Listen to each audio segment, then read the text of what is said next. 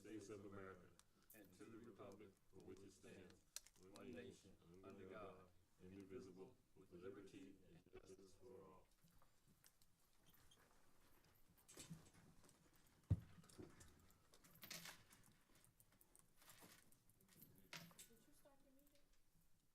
Yes, I did.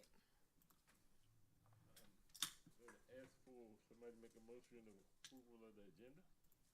So move. Second. Moved by Councilmember Wright, second by Councilmember Love. Any questions? Hearing none. Online voting has been open. Yes. Four. Okay. Four. Give me 2 seconds.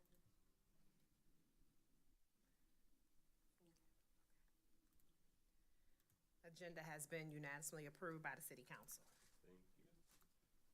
No presentations. Didn't we have citizens come? Are there any citizens here or online? We do not have any citizens online, Council President, and I'm double checking to make certain that we didn't get any written comments.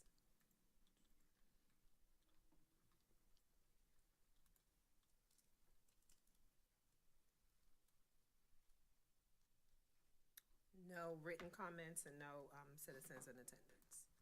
Or on. We go to the report. Airport. Thank you, Council President. My report is in board docs, and it'll be pretty brief. Okay, April the 1st, I attended a regular work session. April the 8th, a public session. April 8th, I was also a budget hearing, and April the 13th, an additional budget hearing, along with April the 13th, a closed session. On April 17th, municipalities in the know, Prince George's County, a composting program. And April 22nd, from our Heights Community Bicycle Safety Radio Planning Session. On April 22nd, a meeting with the Economic Planning, Development, and Housing Committee. It was a real good meeting. I think we got some things established. Perhaps in a report when we'll come forward from that committee, we'll highlight some of the things that we discussed moving forward. April 22nd, Prince George's County Historical Society chat with the chairperson, Thomas. That committee got set on by appointment as a commissioner from Prince George's County. On April 22nd, we had a Seat Pleasant installation. Okay, on April 24th through the 27th, I attended the African American Mayors Conference in Atlanta, Georgia. When you talk about a conference that highlighted and gave a lot of things with high-profile mayors from across the country, along with the trainings that they provided, and the insight on everything that would be necessary for small towns, in particular small towns with African American heritage. The information that was invaluable, and I'll be passing it on to the council for some of the things that we can actually we provided to us. Also, some great information about how we should utilize and move forward on our ARPA funding, okay, and in the future. Because we know we're coming up on short on that, which means that, by the 2025, those funds need to be allocated and dispersed. There were a lot of high-profile folks at this conference, including many people from the President's Cabinet that came to speak. Okay, so additional information, I said, will be forthcoming to the council as to how we utilize the help from those particular parties from President Biden's office. On a resolution for the 2024 approval application feasibility study funding. Okay, and the events that I attended on April 20th, spoke at the Creative Placemaking event at City Hall parking lot. I also spoke at the Autism Alley Uplift Awards dinner, which was a truly inspirational reference to what's being done by these organizations. That's, when it affects one major thing that we actually have in our community, and I look forward to working with that organization, as well as I know the council would be when we actually had someone from Autism Ally come in and give a presentation. It was a great event. I also had in attendance the council president, Raynor, and Councilwoman Kizzy Scott, who came to it, and I think that they, hopefully, they got some additional things out of it. okay, that they can share with the council. Proclamation April the 29th, the 90th birthday of Ernest Cashwell Jr., who spent 53 years in this city as a barber. So he really contributed to this city. So it was really quite an interesting birthday celebration for, and I presented.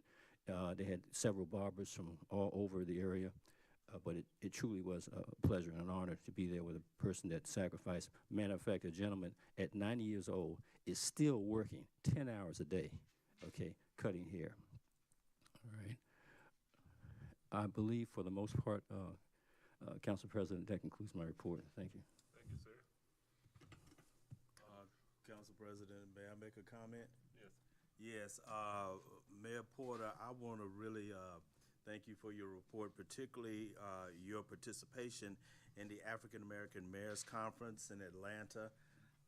In my other occupation, I've covered those conferences, and they are very, very, very informative, and it is just a great experience for to network, even though I wasn't a mayor there.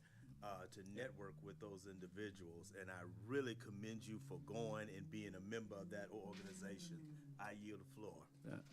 And thank you for that, council member. I just want to let you know that there were, that's something that maybe even in the future, I know the council normally attends specific events, okay, or conferences that we've sort of put into the realm of what we do on a yearly basis. But that is one conference that going to it, because you could do it as a council member, will be something that you want to consider, as well as even a staff member in the future. Thank you. Any other questions? Okay. Interim city manager report. Thank you, Mr. President, Mayor, and City Council. So once again, you can see my predecessor's report is in broad docs for your review. Because it was somebody else's report, I wasn't in charge at the time. I think it's kind of inappropriate for me to kind of go over those details without having direct institutional knowledge. I will say that just in the last couple of days, I think third day of actually being in the role, we plan on having our senior staff meeting tomorrow afternoon. First one since me taking over, to kind of go over some of things that we are trying to accomplish. I'm excited talking to the department heads on some of the things, some of the ideas they brought to the table that we're going to kind of work out over the next couple of months. Tomorrow, I will be requesting of the departments to present a 30, 60, and 90-day plan going into the rest of the year, just to kind of get an update on where everybody is. Ms. Rhoda will go over some details about some grant management that I think is a great opportunity for us to go after some outside funding. And just coming up with a plan to execute that. And so I'm really looking forward to it. I know the department's all smiling. They're so happy. Besides the heat upstairs, because the air's not working, I think we have a great opportunity to do some things.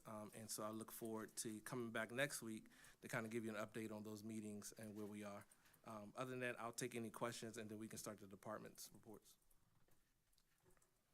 Any questions? I have a question, but this could be an EJD question. According to the report for the dog park, it's been dug up, filled, and grass has been placed there. Does that mean it's done? Thank you. Any other questions? Thank you, sir. No problem. Did you want me to call the department heads, or will you do that? Get with it. Okay. I know Ms. Rhoda has another engagement, so I'll ask our grants department to go first. Chief said we got some, I'm not gonna say exciting and new, I'm gonna just say exciting because they aren't new, but they're being, State your name and address. No, I'm just kidding.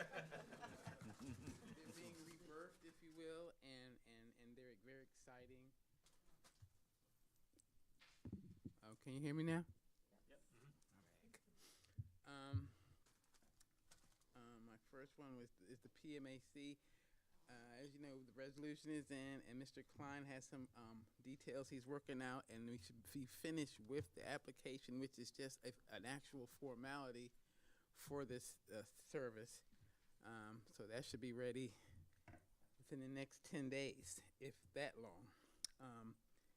This report is before and after, if you will.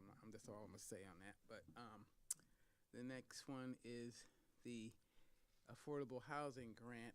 We have an extension on the table waiting for review to be sent in at the request of the funder. They said, please, they understand what's going on with that, and they said just send a extension letter.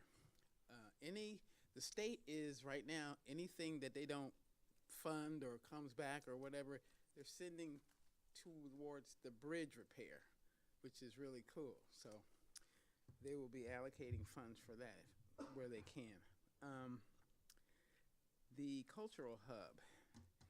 I'm sure you all are familiar with Reimagine Goodwin Park.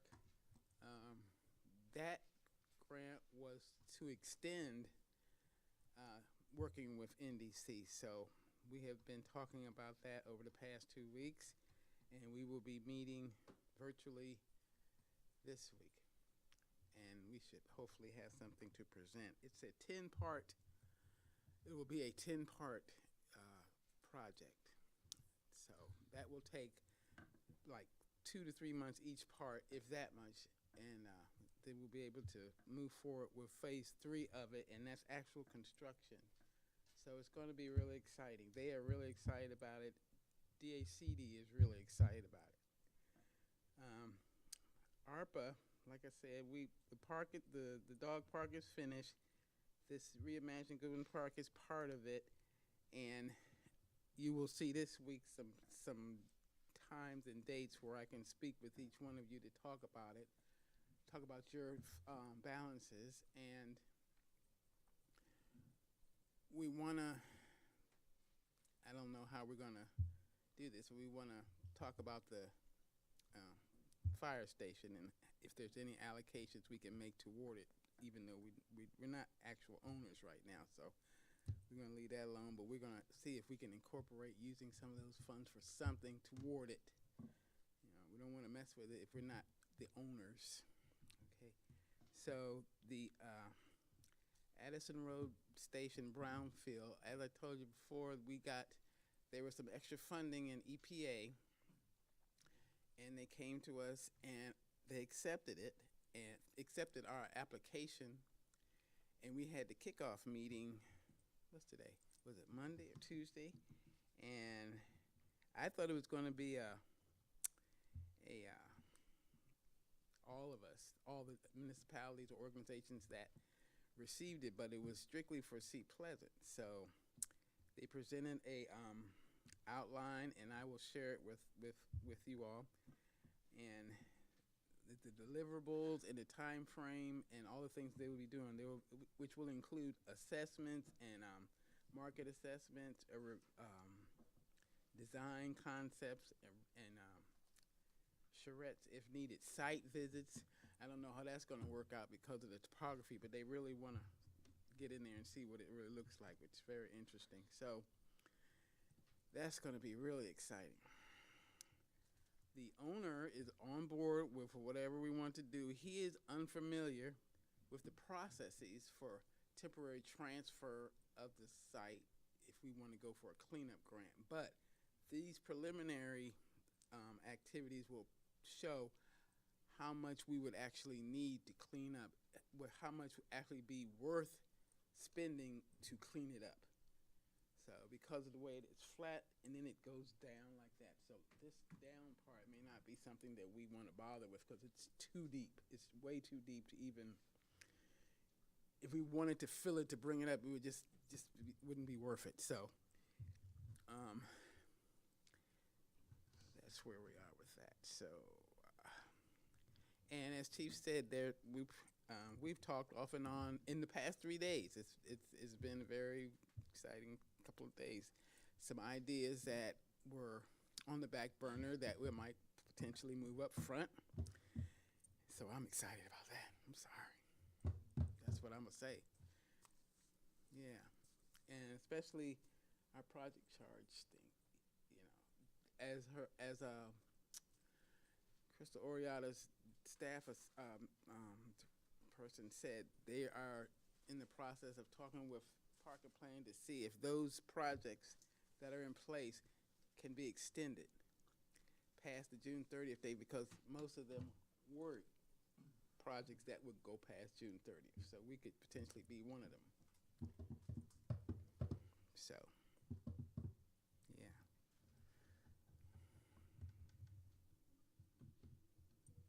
Is it?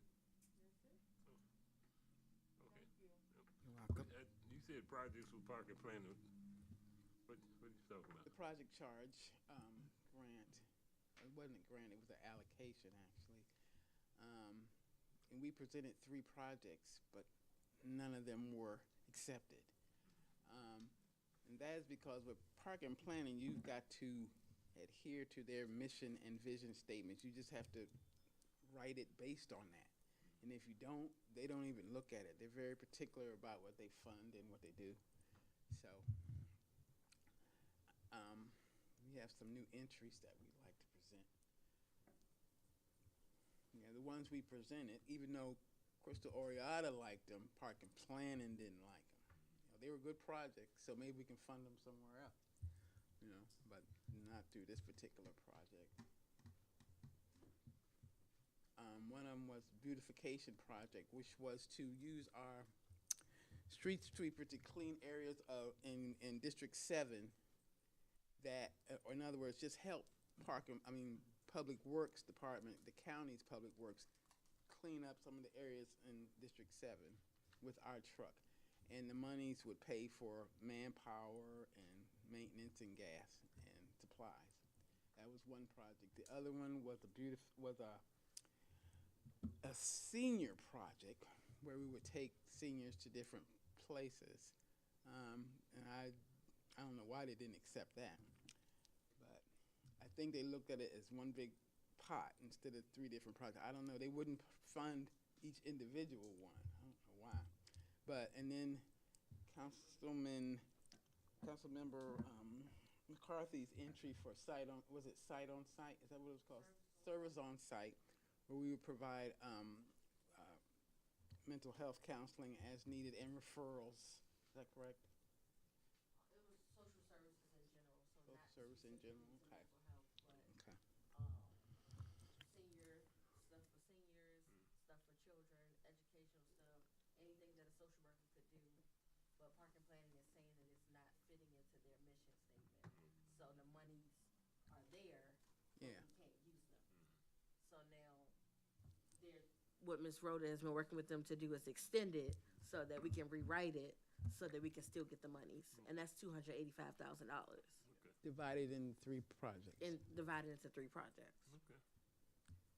But I think I got one that they will fund for real. Ms. Rhoda, you and I previously discussed a grant that is ready to come here with substantial money.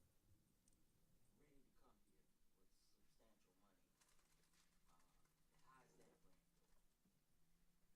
Which one was? I think it was denied by our previous city manager. Have you resubmitted that? Again, which one was? Because there was several that fell in that category. Okay. I mean, we can talk offline, but But it was, I remember it being substantial money. And it, there was a time frame that we had to get in on it. was it this one that we're talking? Wasn't it this one that we're talking? I don't know, I don't think- remember. That's why I asked you. Well, we'll talk. I was in your office for another reason, and I heard the discussion about it. I think that's the same one. It's the same one? Yeah, Okay, thank you. I yield the floor. but it was the one I'd like to submit involved youth and seniors, a program bringing the 2 together. Boom, that's a guaranteed funding program. So, That's We good. got you. uh-huh. We got you. Thank you, Ms. Yeah, Rhoda. yeah, it was you. We got you. Yeah, Doing a fine job, ma'am. I'm trying. So, yeah, that's where we are, so. Those projects mostly do park and planning. Their interest is in restoration projects mainly. That's why sitting on the Historic Preservation Commission, okay, which I deal with people now that are coming out of park and planning, getting a good idea as to some of the things that they want, how they want to go about doing things and so forth is essential. What we do now, and then setting, along with the council's intervention into the process will put us in a better light, okay, to move forward on those projects. And then being there, sitting at the table with some of them is also essential. So another good reason for being on that committee. So it's going to certainly have some additional effects on what we do and how we get additional funding here in the city. All right, that's it. Thank you. Any other questions? Thank you, Ms. Rhoda. Next up, I'll invite our CFO up, Ms. Betty Logan.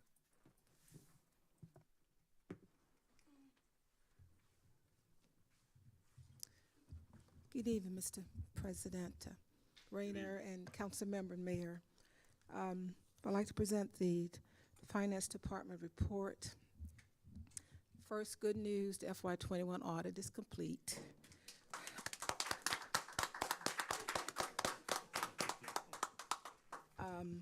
We've submitted the financial statement to the Maryland Department of Legislative Services. In addition to submitting the financial statement, there's also what we call a uniform financial report, and that's being submitted this week to the department as well. Finance has already have been working on the audit preparation for the FY22 audit. We were doing that in addition to completing the FY21 audit. And so I have been talking with the auditors so we can come up with projected completion date for the FY22 as well as the FY23 audit. So I'll get those dates back to you. The paycheck time and attendance module, I've been meeting with a paycheck representative in developing the time and attendance module, where employees will be able to log in either by the app or website to fill out a timesheet, and everything is done automatically. The police department time and attendance record is integrated into paycheck, so that part is easy. So hopefully within, maybe by the end of the next pay period, that module should be up and running so that everyone would have access to paycheck time and attendance module to put in their time. Department of Environmental Justice, their employees are already using the iris clock, where they clock in and out by just a visual picture of their eyes. And that time is already being input into the time and attendance module. As I go in, the time and attendance module is set up, but we're doing some specific things to make sure it's unique to every department and every employee. The FY25 proposed budget was presented to the City Council and discussed on Saturday, April 13. The budget is, to my understanding, is scheduled to be voted upon today. The business personal property tax finance on a rather consistent basis, usually a monthly, send out invoices to those property owners. For the month of April, we collected $450,000 and $199. So any outstanding balance, and there are some business owners that still have outstanding balance, so we are pursuing those as well. I did meet with BJ representative as well as Sam's Club representative to open up membership count in the city's names so that this will facilitate employees who need to go out and purchase bulk items at a lower cost, as well as tax exempt. The memberships, this will eliminate, and one thing we're trying to do is get away with giving employees advances, because the city does not have a credit card. And so we're working to try to deal with vendors directly so that if someone needs to purchase something, they can deal with the vendor and then we can issue a check directly to the vendor. You'll notice that membership cards were given to, for BJ, we gave cards to Mr. Barber, Environmental Justice Department, as well as Finance. Sam's Club representative actually came out and met with me last week, and we set up Sam's Club membership, and each department has a card. And one thing we learned that the previous Sam's Club membership card was an employee had a personal line of credit on it. And so that was immediately canceled, and we set up a new membership with Sam's Club. Sam's Club is willing to provide and donate, whatever items the city may need for any of its activities. So the new interim city manager did get to meet the training manager from Sam's Club, so we're going to pursue that. For revenue highlights, for the month of April, the city had a total of $7,138,531 in industrial bank, and you'll see the detail, the breakdown between the general fund, the red light camera, speed camera, and the certificate of deposit. Other revenues came in from Comcast franchise fees, that's $6,414. Verizon franchise fees, $13,348. Prince George's County real estate taxes, $32,143. I didn't add on the cents. There were a number of Bill.com invoices that were paid for the month of April. You see the listing, and the total expenditures come up to $453,207. We are getting better in paying the bills on time. We still struggle a little bit with getting invoices into Bill.com to pay on time, but it is being improved. There were some other expenditures as listed on page 5. I won't go over them, but they're available for you to review. I'll stop at this time if you have any questions or comments.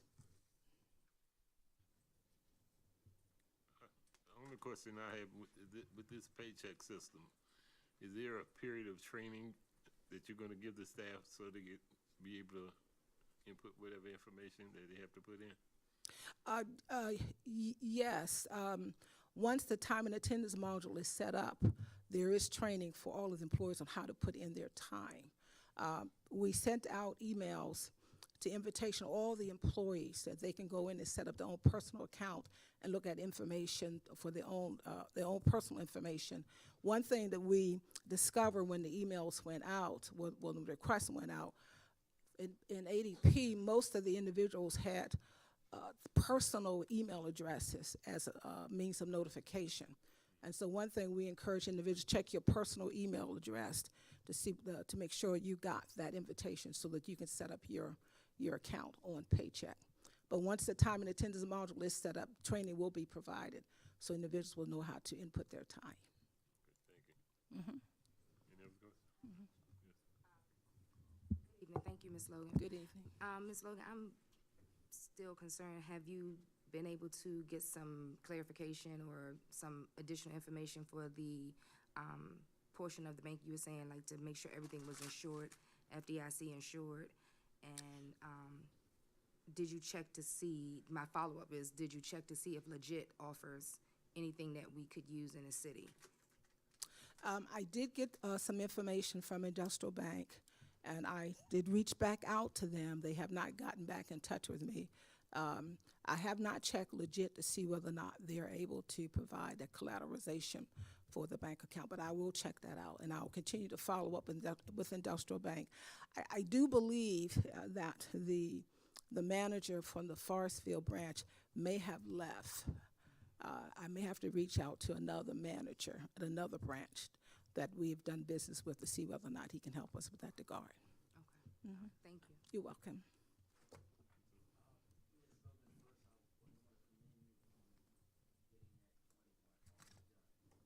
I look forward to the 22nd audit also getting done. Mm-hmm. My question bounces off what Ms. Hicks just said. I remember a conversation where you wanted to go towards a bigger bank, a national bank. Mm-hmm. Where are we with that? Actually, PNC reached back out to me again to see whether or not the city wants to move forward.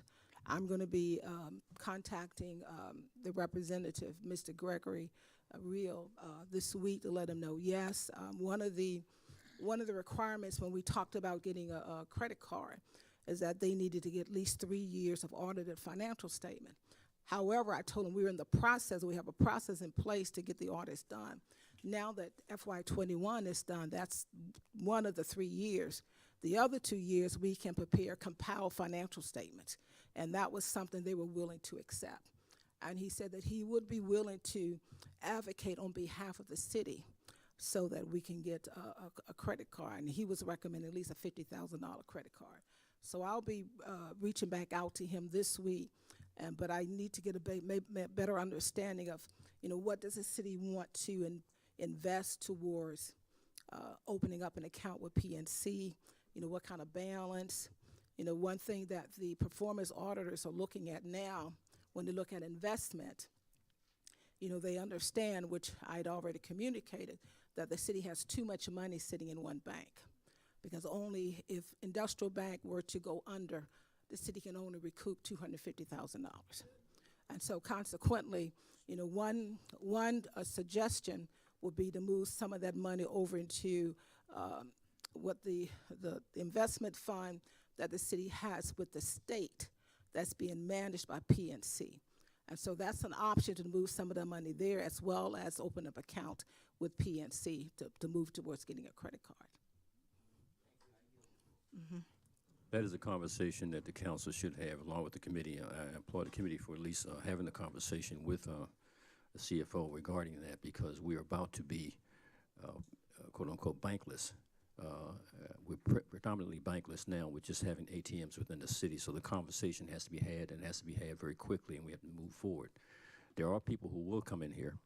I know we want to look into a national bank, but the reason why we did the thing with the state funding arrangement in the past was so that reason how we had monies allocated, maybe too much setting one in how we invested things in specific. But that's something we really need to get on right away. Okay, I implore the council to do that, post haste, because it puts us in a better light when we look at things as far as our credibility, okay, our Dun & Bradstreet, our rating, and things of that nature. All this plays a pertinent role. Played a pertinent role in what we're doing, things in the past, and then we need to bring this into the forefront, into the future. It's very important. Also, a secured card, okay, to go somewhere where we're secured based on the funding that we actually have. We need to look into that process too, because we don't want to, as you indicated or mentioned before, be put proffering money and going into other people's accounts and having to reimburse. That could get convoluted and become problematic over a given period of time. Okay, so thank you. Any other questions? Mr. President, if I may. Yes. I think one of the important things that I would like the city to make sure that they're considering is our strategic plan for our credit rating. I will note, though, that if you look back in history, this is not something new. Prince George's County went through the same thing under the Jack Johnson administration, and under him going back to get their AAA bond rating improved. So maybe that's something in committee that we can look at, but to have a strategic plan in place to make sure that we're doing that, not only just protecting our assets, but what does it look like with our current credit rating, and how are we currently improving it, and how we can make sure that finance has what's needed to make sure that can happen.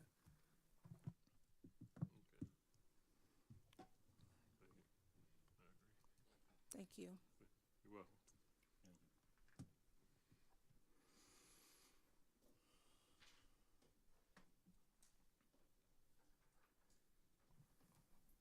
My bad.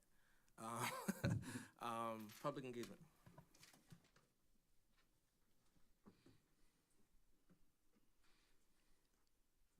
Good evening, everyone. Good evening. Good evening. President, Mr. Mayor, City Council. The rain did us in. But that's not the end. Okay? We're basically going to copy, paste, and we're going to call it Celebrating Our Progress. I want to highlight all the positive things that we have done throughout history. And I think that Juneteenth is going to be great.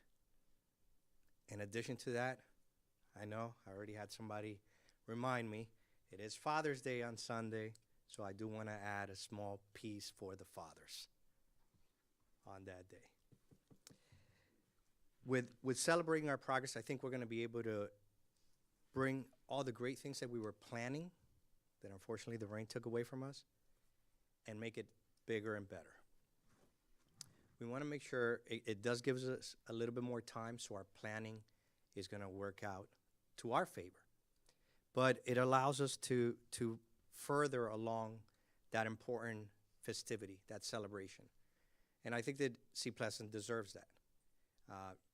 Sea Pleasant Day, now we have 12 months to actually start planning now for it.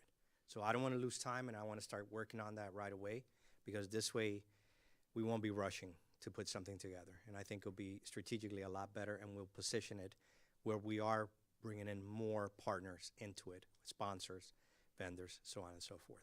More community engagement for it. So just bear with me. The new banners are already on their way, so we should have them up by the end of the week. And we're really starting to push. The great thing also is that we took a lot of the folks that were already registered and moved them over, send them an email.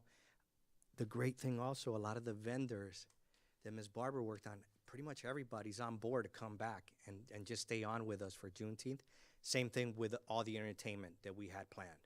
So we're not gonna lose anything other than a little bit of time, a little bit of elbow grease, but we'll get it done. And I think the community is gonna really appreciate it. In addition to that, there's a couple of just introductory items that I wanna put out there and some timeframes for days. Obviously, that 285,000 K may help us if we do it right. And that's the citizen committees. That is the night movie extravaganza. So, and the great thing with that is also PG County has agreed to give us some of the movies that they have, some of the local movies, right, at no fee. So we'll be able to kind of subsidize some of the ones we do have to pay for, and some of the other ones we'll bring them in that are being local. You know, I want to be able to make the city a place where artists also want to be a part of and kind of take pieces of our city and show them off. Because it doesn't stop with us, right? They put it into different festivals and they show it around, and it shows our city. So I think that that's going to be great. I want to talk about a Hispanic Day, and right now it's just a tentative name. It's Sea Pleasant Unidos. Unidos means united, right? And I think it falls great because on September 15th is the start date of the Hispanic Heritage Month, and it's also the Independence Days for a lot of our community members. That's their Independence Day, so it ties in a lot of that. And I think we'll be the first city that actually can put that forward and move it in the right direction. It's funny how the universe starts putting things together, because I was coming in today, and actually one of Mr. Barber's guys said to me, "Hey, Rick, I went out to a jazz event over the weekend. You got to call this guy. Maybe we could do something." And I already had on my notes, I would like to do a holiday jazz type theme of kind of a couple of weekends throughout the holidays. So I think that also works hand in hand. And as I get more information and I put the plans together, you know, I'll definitely spread them out. Going back to Ms. Rhoda's plan, definitely want to try to put together a senior citizens trip, well prepared, engaging some of the things that we can do with theaters throughout PG County, where we are going to be able to show them that, hey, we're into the arts here, but we could do stuff at the park. We could also do stuff with the youth at the parks. And I think that Parks and Services might be more amped to approve something like that. In addition to that, creating a garden, a community garden, right? And I've already had some conversations with the University of DC, which has theirs kind of down the street, right? And I went there and I spent a couple hours with them kind of learning how they were going through that process, and the beginner farmer program, how they started it and how it's working with the 4 farmers that are in there pretty much every day and how they're cultivating it. I did reach out to to the University of Maryland, who has a very similar program, since we're not in DC, right? We're on this side. So the University of Maryland has a similar program, so I'm getting some more information. But that may be something that Park and Services might be more open to giving us a grant for.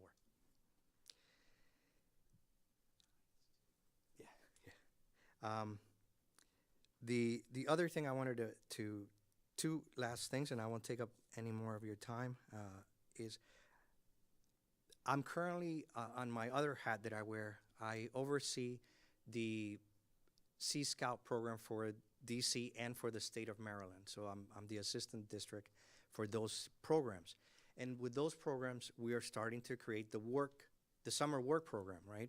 And I've had a couple conversations about what can we do to bring that back here again, because I know in the past it was done, and I think it is a very important program. Today, I did the walk with the folks that are bringing the bikes to the high school, because that's like a high traffic area, and they want to incorporate the bicycle program there. But I went there kind of to learn more about what the students wanted, and actually more than 20 students stayed after school and dedicated their time to kind of give feedback on this program. And to me, again, back to that universe, right? I think it would be very important for the council to consider what we may be able to do with the summer youth program this year. And I think we still have a little bit of time to put it together.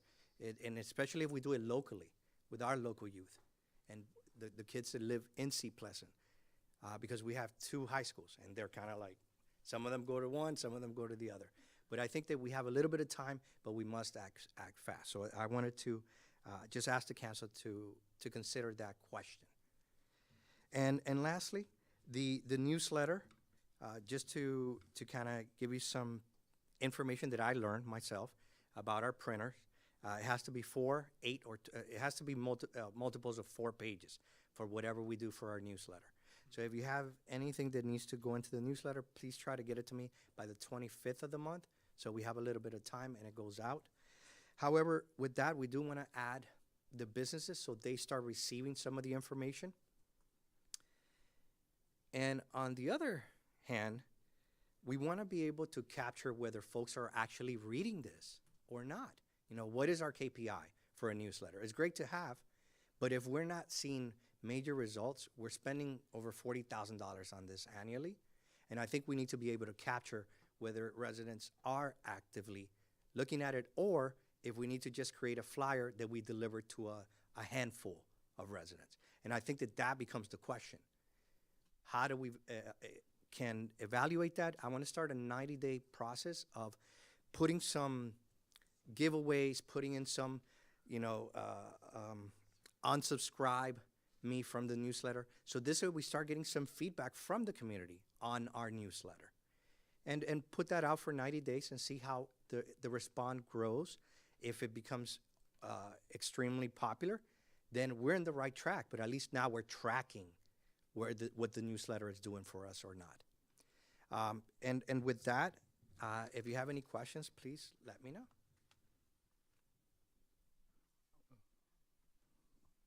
Ms. McCarthy? Question. I know, thank you for working with the vendors and the entertainment to be able to make sure we didn't lose out on any funding. I know as far as social media, for the posts that you made and the sponsored posts, we did spend money on that. Is there a way that you can go back and edit those posts and put the Juneteenth document in there? Because, they're still on the internet. Is there a way you can go back and edit it? Yes, we're not gonna get a credit, so we might as well do just a new post, because it's whatever and I do it clicks per click, so that's how they charge us. It's not per view. So okay. it's an action taken. I make Facebook or Meta, I make them take an action, because then that creates real engagement, and that creates where people actually clicked over to the Eventbrite to register. Okay. So, we wouldn't get a credit for anything. I could do that, certainly do that, but whatever we paid for previously, it's already in the bucket. Okay. So there's no way to basically recoup that money? No, that part, no. There will be some small things that we paid for that unfortunately we won't be able to get back. but in the balance of things, we retained a lot of it. Mayor Porter? Okay. Branding is extremely important in how we brand the city.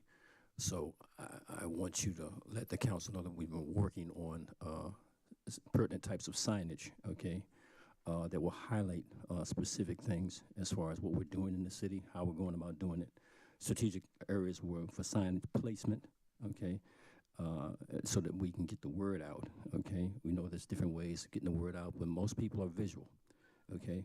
And if we can look at how we place these things and so forth, and how you've looked into signage aspect, of just a brief conversation on that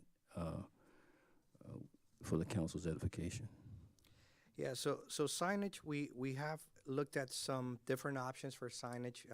The idea initially became because we were missing the sign in front of City Hall. So as we're looking at different aspects of what is going to be more appealing and actually provide a lot more information versus, I'm from the 70s, so versus a 1970 sign that there was just like a couple of words on it. If we can actually capture, the great thing about and I'm just going to talk about our building, we are looking at other locations, but the fact that we have major stop traffic right in front of our building, some of the folks that travel through here are going to be able to see a lot of the information that we give them that's happening throughout the week in Seat Pleasant. And I think that that's going to be very important. So as soon as we have more pricing and more ideas on what type of signage, it could be LED, it could be, there's so many things, but visual, I think, helps a lot with how we're getting the word out and how we're branding the city. Because we are a tech city, right? A smart city. Yes, ma'am. Ms. Love? Oh, Ms. Scott first. I'm sorry. Oh. Hello. I just wanted to back up when we was discussing the firehouse. I did hear in the past about a food market, and my only concerns is when it comes to the food market, because I know they did open one in Addison Road, and it was real pricey, and I don't think it went well as planned. So my concern is educating the community, because I have so many neighbors that are into the gardening, and they're trying to force me into it. And it's hard work, because one of my neighbors left, and she had me to try to water it and maintain it. I ended up cleaning it out because I didn't like how it looked, but I think I messed up. But I did my best, but it's really, really a lot of work. And I think people need help getting started, and I do have a contact from Parking Planet. I can forward it to you, but I think we really need, if anything going on that's going to take place in the firehouse as far as food market, I think we should have someone educating. And I know it's a grocery store nearby, shoppers. I just concerned on if you're selling food products, what's the prices going to look like versus I can just go to the grocery store. So I just want to keep in mind with that and educate the community. Absolutely, yeah. And if you could please share that contact, I would definitely bring that up. Ms. Love? Mr. Corrales, I reminded you before, and I want you to stay focused a little bit.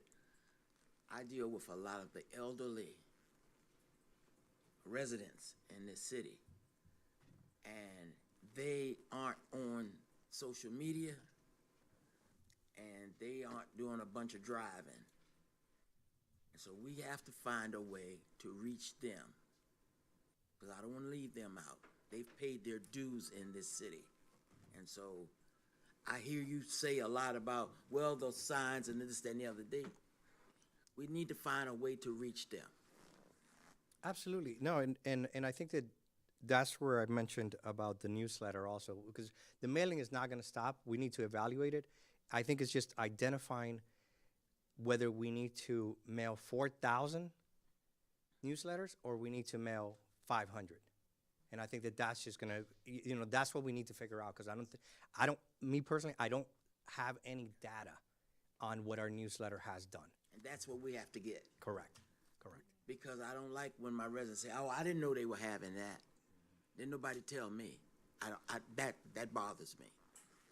So I want to be really focused on my elderly. Absolutely. residents. Yeah, no, and I don't think and again, it goes back to, I don't think we're gonna eliminate a delivery, but I think it's better if we identify who are the residents that are gonna receive it.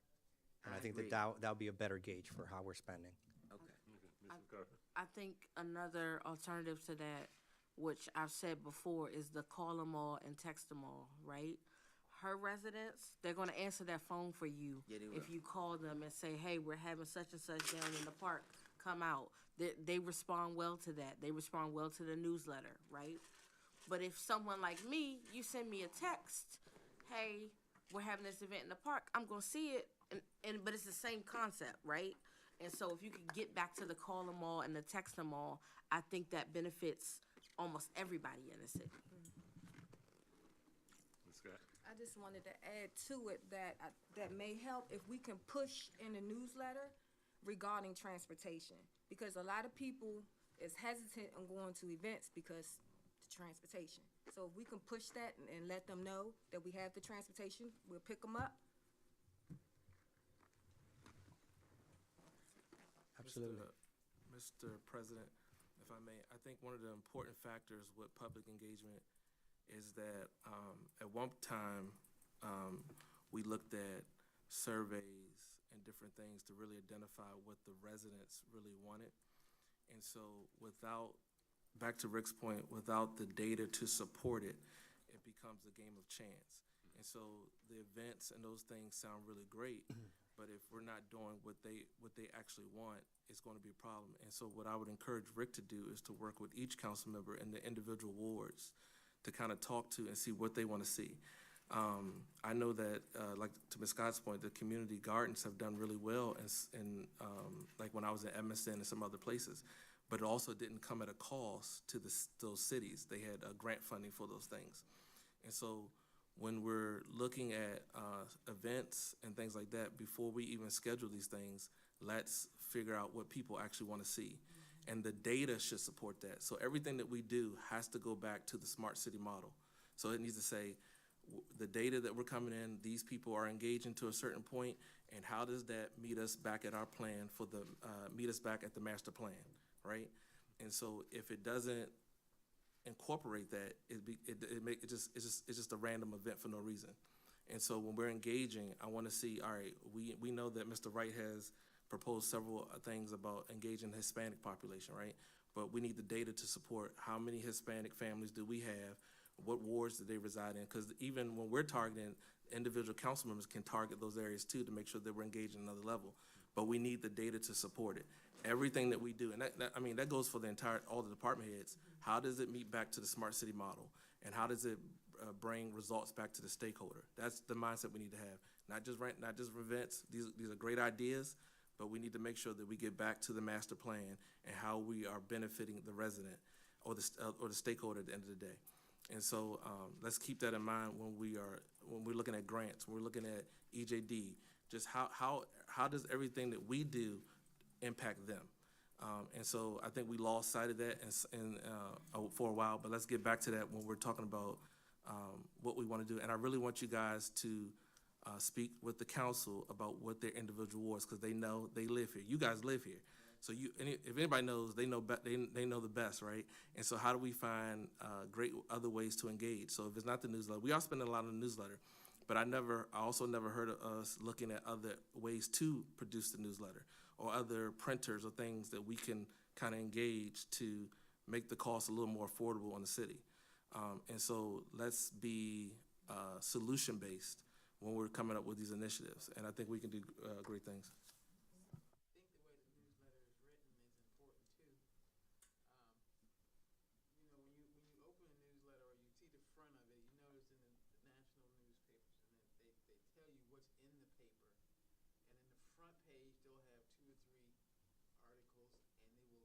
Force you to go to the next page. They won't have the entire article on the first page. You got to turn the page to finish that. Page, Plus, page, yeah. you want sections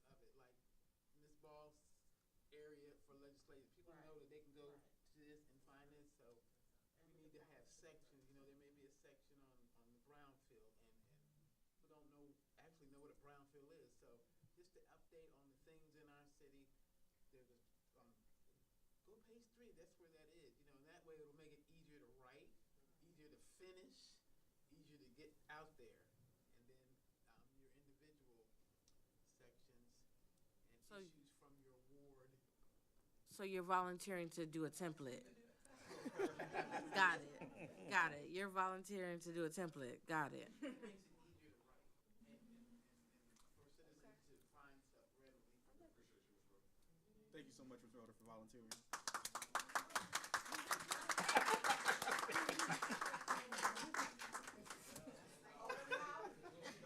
Under the bus. Under the bus. Yeah, and I think that, Oh. yeah, go ahead. Also, the planning that you had and things that work real well is the community walks. And when people are here engaging directly with the citizens, because when you can't meet them one way, you got to meet them where they are, okay? And that's what the community walks did. It met the people where they were, okay? And more participation in that manner is going to be very strategic. So how you go about doing that, the coordination that we do both with Public Safety Department, EJD, all departments for that matter, is going to be instrumental in getting the word out. I think door-to-door is essential, okay? So far, I only have one date confirmed for Boardwalk. Boardwalk. I think Ms. Rhoda, if I may, I think Ms. Rhoda, you still coordinate that to see what dates are available for each council person? Okay. I have to look. Um, I have to look back at it. So I think, Ms. Rhoda, if you could reach back out to see about those things, but here's the thing with the ward walks. The ward walks are only effective if we're all involved. You understand what I'm saying? So if we come up with a list of action items and we don't do the follow-up, I know staffing with some issues, but we don't do the follow-up, it's a waste of time. If we're gonna go into Ward 1 again and we're gonna hear the same issues, it looks like, it really makes us look incompetent. And so we have to have engagement from, from, not just from public safety, but from every department, to have representation there, to be able to meet the need. And so there's gonna be people that we're gonna have to, get them on a newsletter, get them on different things, to get them engaged. But there's also gonna be needs from multiple departments, and those things have to be taken care of, or the ward walk's just a waste of time. So we need to, if we're gonna do it, we need to do it right and get back to the action items and then the follow-up to say, hey, this is what we've done and what we've accomplished.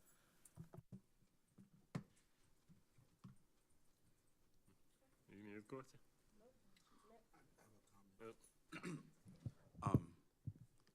I do look forward to Juneteenth. I really look forward to what you have planned. And if you ever need me help, as far as like funding, we can use our ARPA funds for it to make it, just let us know. Let me know. I don't know about McCarthy. She has Well, money. you already got my money. So take both. The money you were gonna use for Sea Pleasant Day, you can add that to the money that you can use for Juneteenth. So that's $2,000. Yeah. Make it happen. For you or for both of them? From me. From her? Okay. Oh, yeah. All right, I'll match the 2,000. She's at 2. Oh, okay. I'll write that down. I'm gonna require some signatures in a minute. Mine's going to Popeye, so I don't know. Any more questions? Thank you, Rick.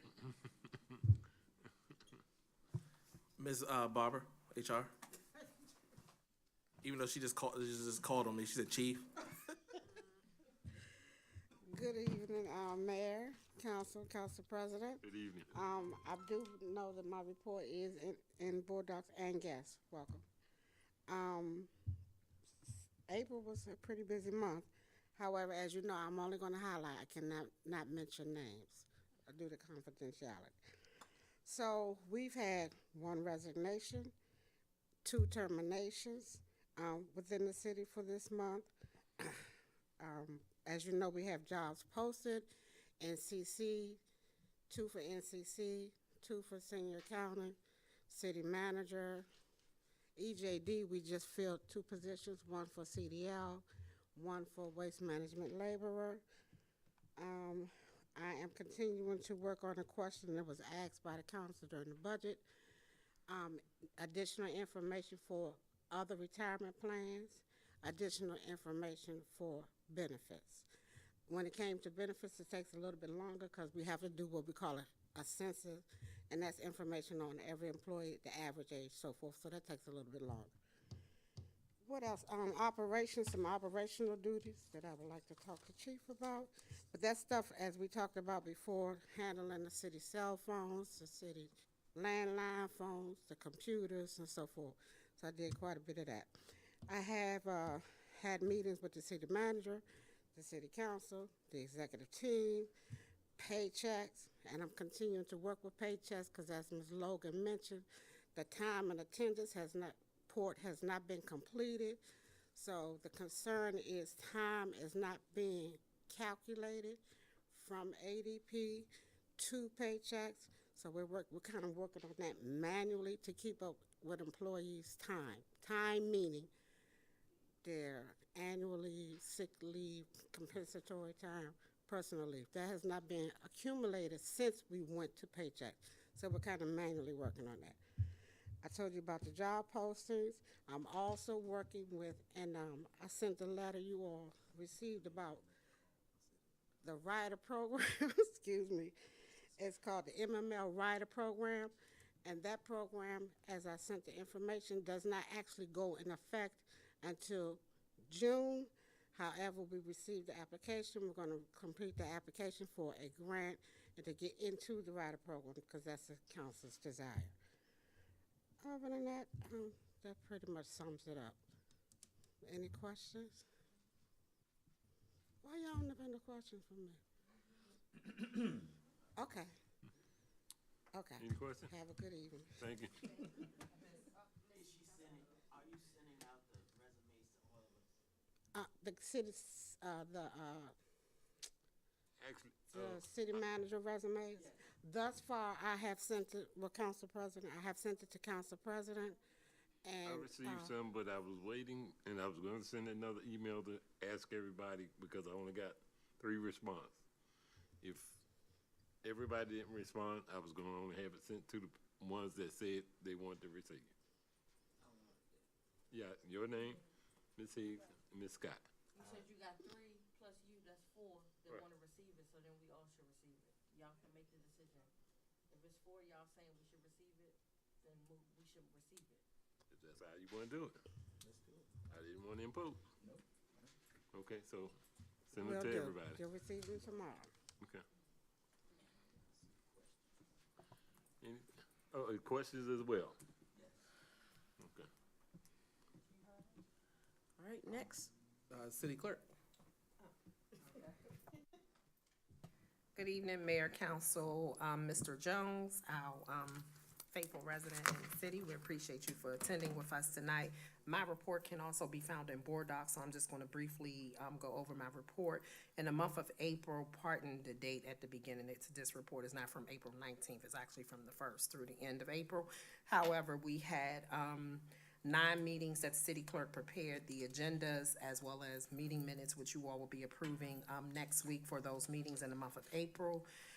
City clerk attended an additional 10 meetings, meeting with several of the department managers to review and update the city's record retention schedule. So our current records retention schedule does not include electronic format, so we want to make certain that that is included, as well as any information that was not there. So it's going to be a little longer process with the records retention schedule because each record is its own schedule. So it's going to take a little longer to do it. The police department, of course, will probably be the largest because of everything that they have under them with vehicles and body-worn camera and all of what the police department does. So it's going to take a little longer to get those schedules actually prepared and then submitted to the Maryland State Archives for approval. But that is definitely in progress, just to let you all know that. And also in the month of April, we prepared 1 resolution to appoint the interim city manager, Chief Harris. I do believe that the council made an excellent choice in recommending Chief to serve in that position. He stepped in and stepped up and is moving things. I'm not gonna say he's shaking, but he's definitely moving things along, trying to get things on the right path. So that was a good selection of the council for that choice, as well as the proclamation for the mayor to present to Mr. Cashwell which was presented on last Monday, April 29th. The city clerk, we received and processed 7 Maryland Public Information Act requests. I should say we processed 7 Maryland Information Public Act requests, but we received a total of 5, and we have 1 more pending to be processed for the month of April. Additionally, city clerk had been working with a state vendor for the candidate packets to translate the documents into Spanish. Those documents have been translated into Spanish and will be going on the website by the end of the week. The completion of the annual street files report for the Prince George's County Board of Election was also completed and submitted. The next is the annual financial disclosure statements for 2023. They were submitted on April 1st. We'll be meeting with the Ethics Commission on Thursday to go over those report. I believe we received all but 1 annual financial disclosure statement. And we'll be working to complete the annual report for the Ethics Commission to be submitted to the committee on Thursday as well. Working to complete the proposal to go over to the governor's office from the meeting that was held. That's just a summary of my report, but you all can see the rest in board docs, and if you have any questions, I'm here. Yes, ma'am. Did you ever check into the shirts? Actually, yes, Chief and I had talked about a vendor, what was it, Thursday last week? Yeah, we talked about a vendor last week. So we're looking to get shirts for the mayor and council before you all go to MML. Okay. So I'll be sending out an email, we'll have Ms. Rhoda send out an email to gather you all sizes to ensure that we have the right sizes. Yes, ma'am. Long sleeve for you? Yes, ma'am. Okay. You're welcome. Cool. Any other questions? All right. Thank you, Ms. Ball. You're welcome. EJD.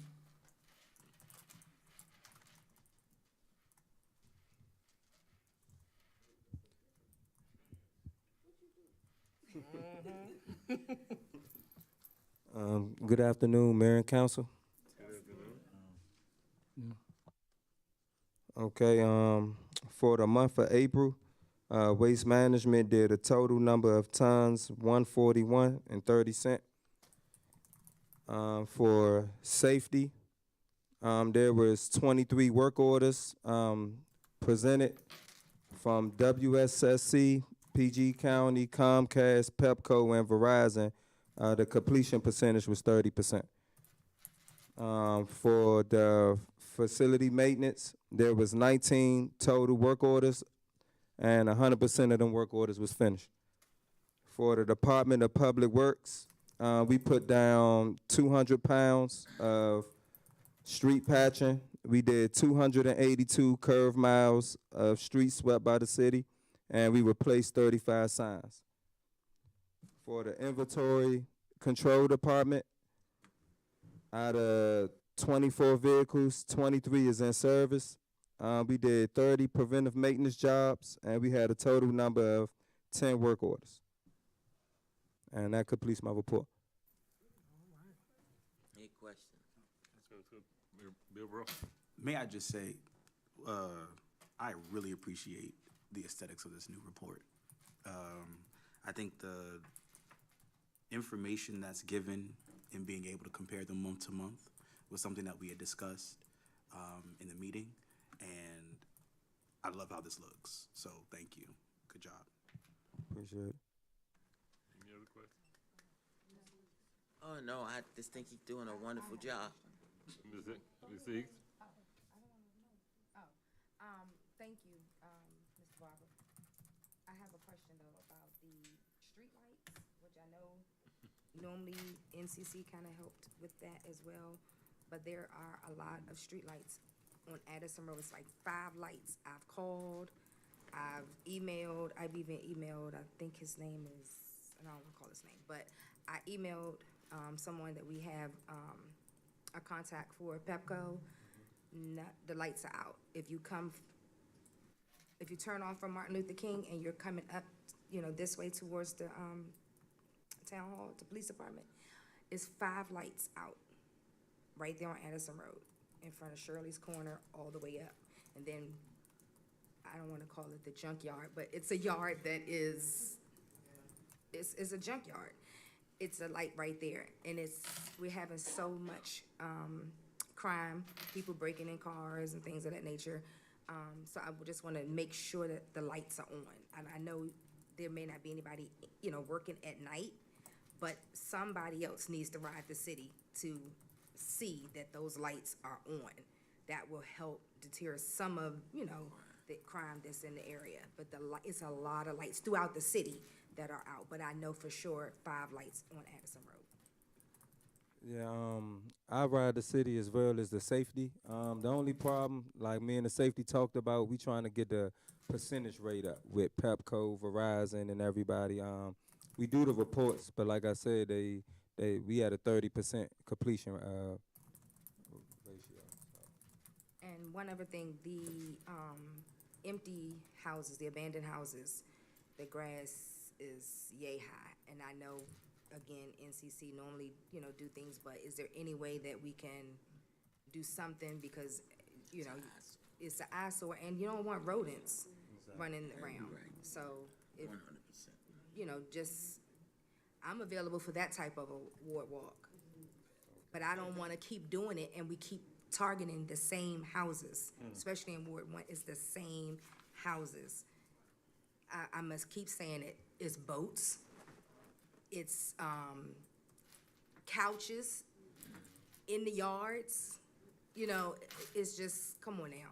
I called today about a dog just sitting in the road. You blow the horn, the dog will not move. He just look at you like, Hit me. And he don't have a collar at all. But I know who house it is. You know, I know where the dog belongs. So I call because the dog is just out there. And then that means the other neighbors are afraid to come outside. So if we can just do something with those yards, please. Thank you. Okay. Thank you. I wanted to chime off because I've been thinking as well. This could be a silly question, but I have been noticing in my ward as well about the yards, yay high. Silly question. So the council can't be involved, like have some little stickers and maybe put on to help out and put on the door if we see knee-high grass? I mean, how does that work? Yeah, we was putting stickers out, like with illegal dumps and stuff like that. It's more of a NCC problem because we can't find them. I've been noticing a lot of cars in the yards and the trash out too early and the grass high. It's kind of, you know, it's kind of hard for us to police it from EJD. If I may, I think that's a really good point, and it reminded me because I know another municipality on the north side, they actually have like these little yard kind of signs. They're really small. Yeah. And when you see the grass on a certain angle, they allow any official who works for the city to kind of put it out or just notify the neighbor or something like that. I know that we recently had a meeting about a possible solution to assisting NCC with some of these identifiers when it comes to not just people who work here, but maybe residents. So that may be coming soon. But that's a good point. It's a good point. It's something we can do.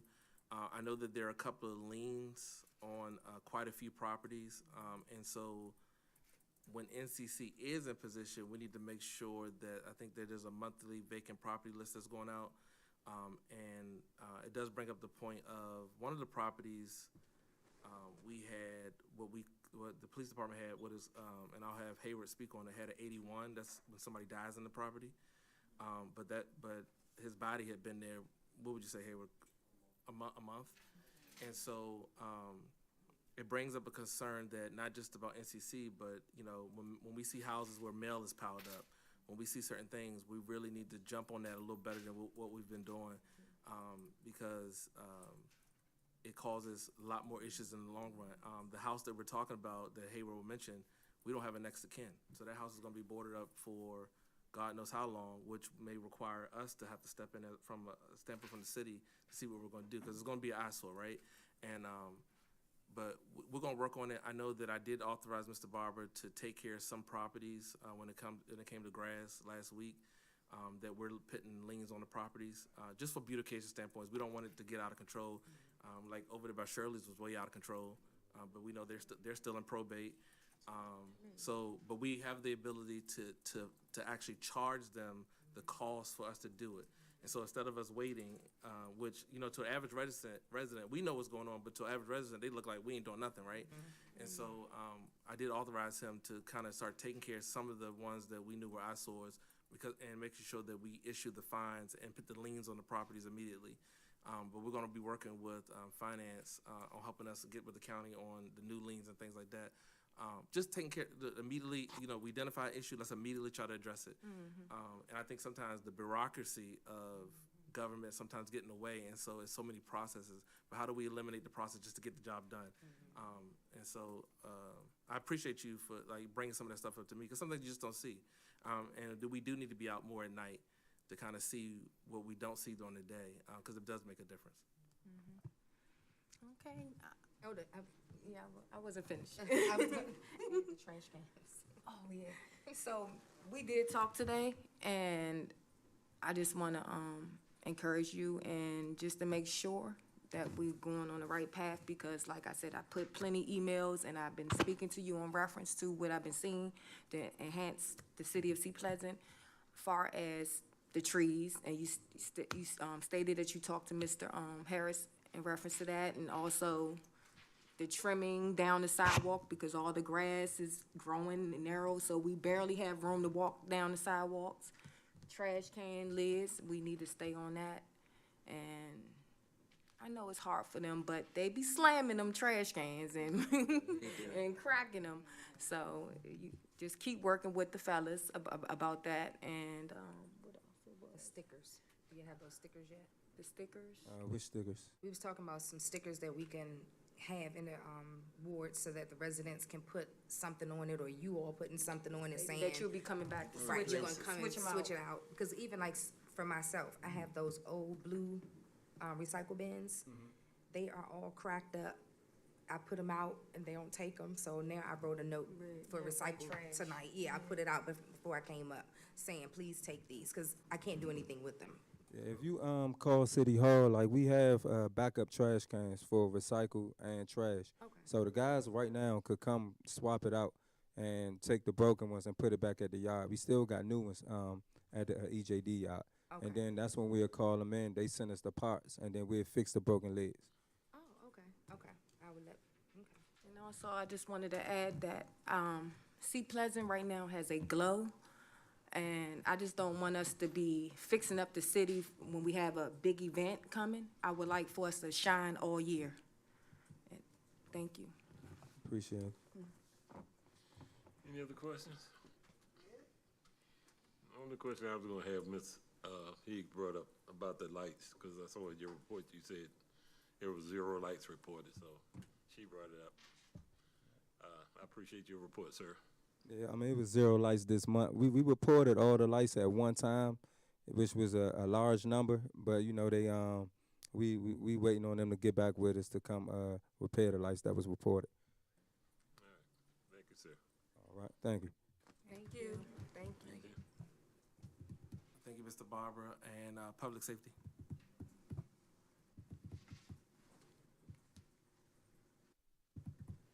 Mayor, Council, good evening. Good evening. Good evening. I'm happy to present my first public safety report to you, so don't eat me alive too bad. I'm gonna try my best up here, okay? I know I'm not Chief Harris. You'll but be like I you'll said, be fine. Our report is in board docs. There's a couple things that I am gonna touch on. Our patrol K-9 completed their recertification this month, so they're good for the next year. And he's also actually going through training for narcotics detection. We have not had a narcotics detection dog within the city in the last several years. So we are excited to bring that skill level back to the police department. We've started our in-service training. So if you didn't know, every year the state mandates a certain amount of hours for officers to go through training. The police department here, we have upped those hours. So we have a minimum of 100 hours that every officer must attend some type of training to stay up to date on their training within the department's guidelines. So far, we've done CPR training for the entire department, sworn and civilian. And that is a mandated course that the state requires for all of our sworn officers. And then throughout the rest of the year, we have the rest of our trainings coming up. We've had 2 new officers start the police academy, 2 new recruits, 2 new female recruits start the police academy on April 22nd, and I'm happy about that. It's going towards our goal of 30 by 30, and we are looking to hire as many female police officers as we can by 2030. So that's our first goal. Over the month, we attended the Sea Pleasant Elementary School's Autism Conference. It was another great turnout. There was a lot of information there. There were a lot of families that actually came out with our officers. We had our explorers there, our youth explorers, and they interacted with everybody, and we were excited to be there. That was on the 13th. It was the same day as the budget meeting, so I know a lot of you all couldn't make it because that was a long day. But the police department represented well, and it was a great turnout. We also partnered with the Imagine Sea Pleasant Day, and we had officers out here assisting with that as well. I do want to talk about what we were talking about earlier in reference to the home. There was a home on 63rd last week that there was a call for a check on the welfare. Our officers got there. They noticed a smell coming from the residence and flies at the residence. The officers made a determination to force entry inside the house, and there was a elderly male located deceased inside the residence, and he had probably been there for quite some time. It was a challenge for us. The home was a hoarding situation, and it was not in the best shape. So we had to ensure our officers were covered in their gear, hazmat gear, in order to go inside the residence. And then we worked with the Prince George's. We had to force entry, so of course the doors broke. And then we had to, the fire department had to take out a couple of windows just to try and air the residents out because it was that bad. So we worked with the sheriff's office to come and re-secure the property. If you didn't know, and whenever there's a situation like that and there's no next of kin, it's something called a sequester, and it's the responsibility of the sheriff's office. And they go and they buy the wood, and they come and they re-secure the property, and they put a notice on the property saying nobody's allowed to enter. So that was done as well. It is our hope that we're going to continue working with the medical examiner's office to try and locate this person's next of kin. What I will tell you as well is rather concerning is that there was someone living in the backyard of the residence, and you wouldn't notice from the front of the residence that that was happening. But when we were there dealing with it, we did locate a female living in the backyard. We immediately contacted services to try and get her shelter and better services to assist her with getting out of that situation. Sergeant Matthews coordinated that, and we were able to get someone out there with her the next day and provide her services. So we're still following on that and hoping that, you know, we're able to get her out of that situation and help her out with what she has going on. Oh, the individual? Allegedly, no. They knew of each other, Oh, okay. but not in that fashion. When we got there, she was like, "Oh yeah, he's inside the house. I'm surprised he hasn't come to the door yet." Well, he hasn't come to the door in a while. You said 63rd. I want to know the address at 63rd Place, because that would be my ward. I just want to know. It was. It was what? No, she just saying, just say the ward, not the address, just the Oh, ward. okay. What ward? Excuse me. What ward? It was not sir? in your ward. Huh? Miss Hitt. It was not in your ward. It was on Yes, my side. yes. Yeah, that's what Ward 1. It was on my side. You in my street again, though. I'm not, that's the way that the zone is set up. I didn't make that part up. She was on my street. One question, because I wasn't aware. Yes. So if we can talk offline, Absolutely. the neighbors, I just, you know, I'm gonna, Yeah, I have some information. for you. Okay. Yeah, I'll talk to you. thank you. All right. I do want to say that we have to report, you know, we've seen a 54% decrease in crime. I know, for instance, Ms. Scott, there's been a lot of concern with theft from autos. I can tell you that there's an individual that the police department has locked up 10 times over the last 2 months for theft from autos. And for whatever reason, he keeps being released from jail, and he comes right back, and he does it right back again. My officers know him by name, face, and clothing, okay? We just locked him up again yesterday. And before that, it was 2 days before that we locked him up for theft from auto, all right? We are working, we're gonna be working on a social media campaign and try to get out with the community. It's a shame that we have to tell people, you know, you gotta lock your cars, you gotta remove your valuables, because it's your property. You shouldn't have to worry about what's in your property, what's inside of your car when you go inside your house.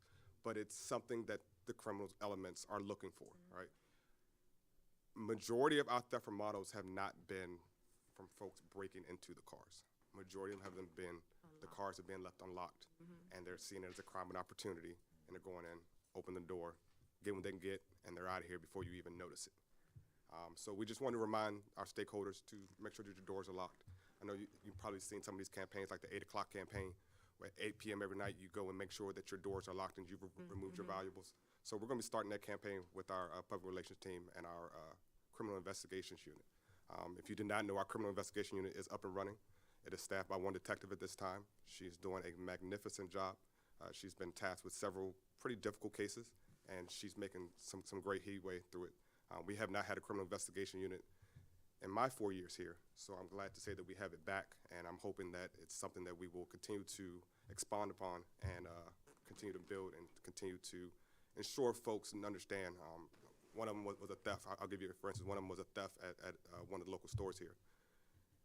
Detective ended up going to that person's house because through her investigative measures, she's determined who it was. They said, I don't know what happened in Sea Pleasant, but I ain't never seen the police come to my house because I stole some diapers. Well, this is the case. You're not going to come to Sea Pleasant. You're not going to just do whatever you want to do and think there's going to be no consequences for it. So I don't care if it's a pack of gum, a pack of diapers, or you take, you know, a whole rack of meat out the grocery store, all right? There's going to be consequences if you come to Sea Pleasant, you commit crime, and we have to keep it that way. Excellent. Yes, ma'am. You can't ban anyone from the city? We thought about that. We thought about that. I will tell you. Just a question. We can't. But I would tell you, it's funny. I was telling everybody when I was with Prince George's County, we had a supervisor. We had this issue that was going on in our down south in Oxon Hill, and the supervisor came and he put up crime scene tape around every entrance from D.C. to come into Oxon Hill, and he said, "We're now closed for business."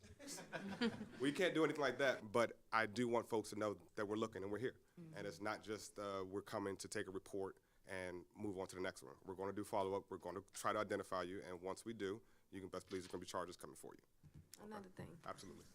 You said like at 8 o'clock.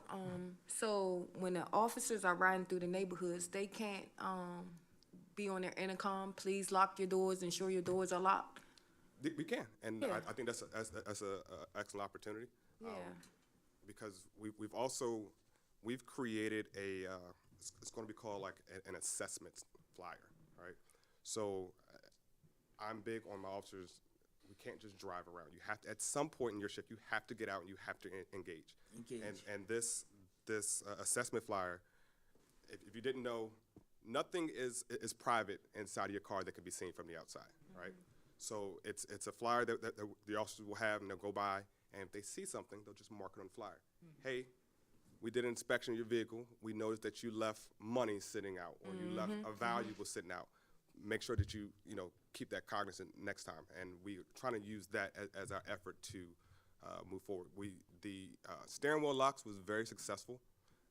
We have seen a drastic decrease in motor vehicle theft, and I don't want to jinx us too bad. We're hoping that that stays the same, but there have been times that I've been out and I've noticed that people have steering wheel locks, and it's in their back seat. It's not going to do you any good in the back seat. It's not. So, but we try to get our officers to engage in that. Like when you see those type of things, let them know. I understand you call us because someone attempted to steal your car, but while we're there taking the report for somebody attempting to steal your car, your steering wheel locks in your back seat.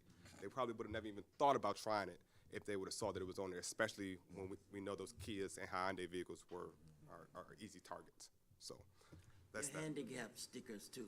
Yeah. Yes. Oh, yeah. Yes. Those are very valuable. One at a time. Mr. Bilberg like to say something. Hey, Hayward, does the police department have any more steering wheel locks? We do not.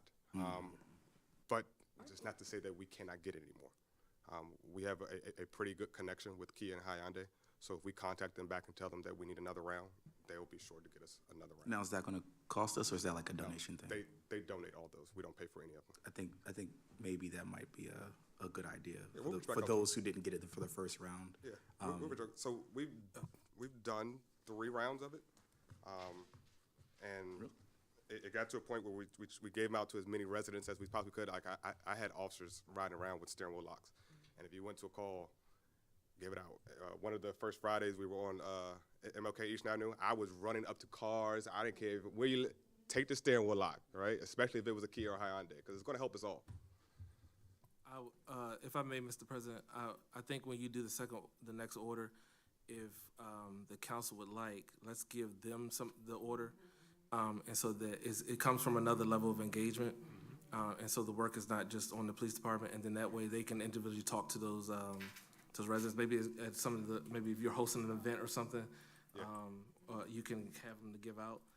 Especially since there's no cost to us, so have them put the order in, and then just get with the individual councilman to see if they want to kind of engage and give them out themselves. Absolutely.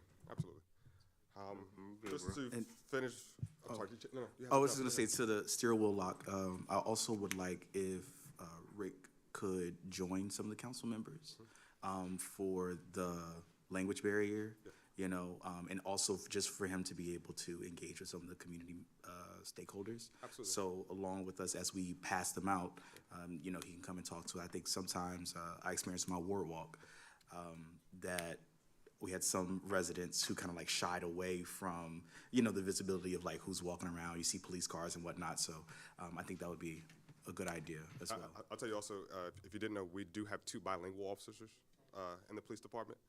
One of them being Sergeant Frias. He has a very, very, very good reputation and a very good connection with our Spanish-speaking population here in Sea Pleasant. So if that is ever needed, you ever need assistance with communicating with any of your residents in your ward that may speak Spanish and they may not understand English that well, please reach out. I have no problem with having one of the 2 officers that are bilingual come and assist you with communicating with anybody. All right, and I'm sure Rick won't mind either, you know, yes. That it, Mr. Bibro? Yes. All right, gotcha. All right, so while we saw that 54% decrease in crime, we have seen a 66% increase in calls for service during this reporting period.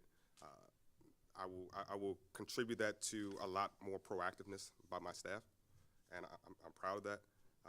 But we've also seen, like I said, with that increase in call volume and that decrease in crime, something's working, and we're trying to keep it that way. Other than that, that is the gist of it.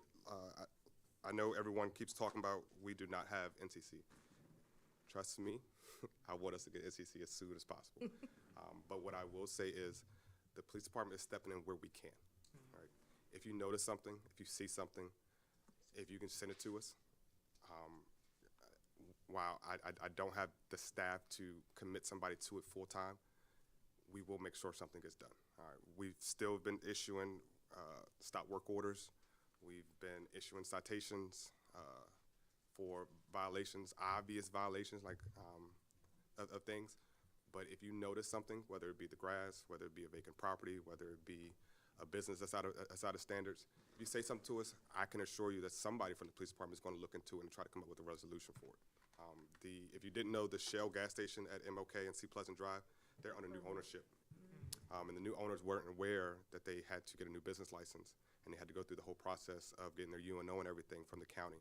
So for a day, there was a stop work order on the gas station while they tried to figure that out. And we worked with them, guided them through the process, issued them a temporary permit to allow them to open back up and get their things in order. And those are the type of things that we're helping out with. It is our goal by the end of this month that we will have an NCC inspector, at least one. With the increase in the salary that the council approved, that is going to be very helpful in getting somebody that's not just an employee, getting somebody that's qualified to come and do the job. We can hire anybody, but we need somebody that knows the job that can jump right in and assist us with getting back on track, because we're coming up on a very crucial point in NCC with the inspections, business renewal licenses, rental property renewals, and that is a very time-consuming task, and we need to make sure that we're not falling behind in that. Are you hiring one or two? Well, we have two open positions. It will be our hopes of hiring two, but we're going to at least try to get one in as soon as possible. Mayor Porter? No, Scott. Question, I don't know if we should discuss with the council or just come at you with this question in reference to my ward. In reference, I have the businesses.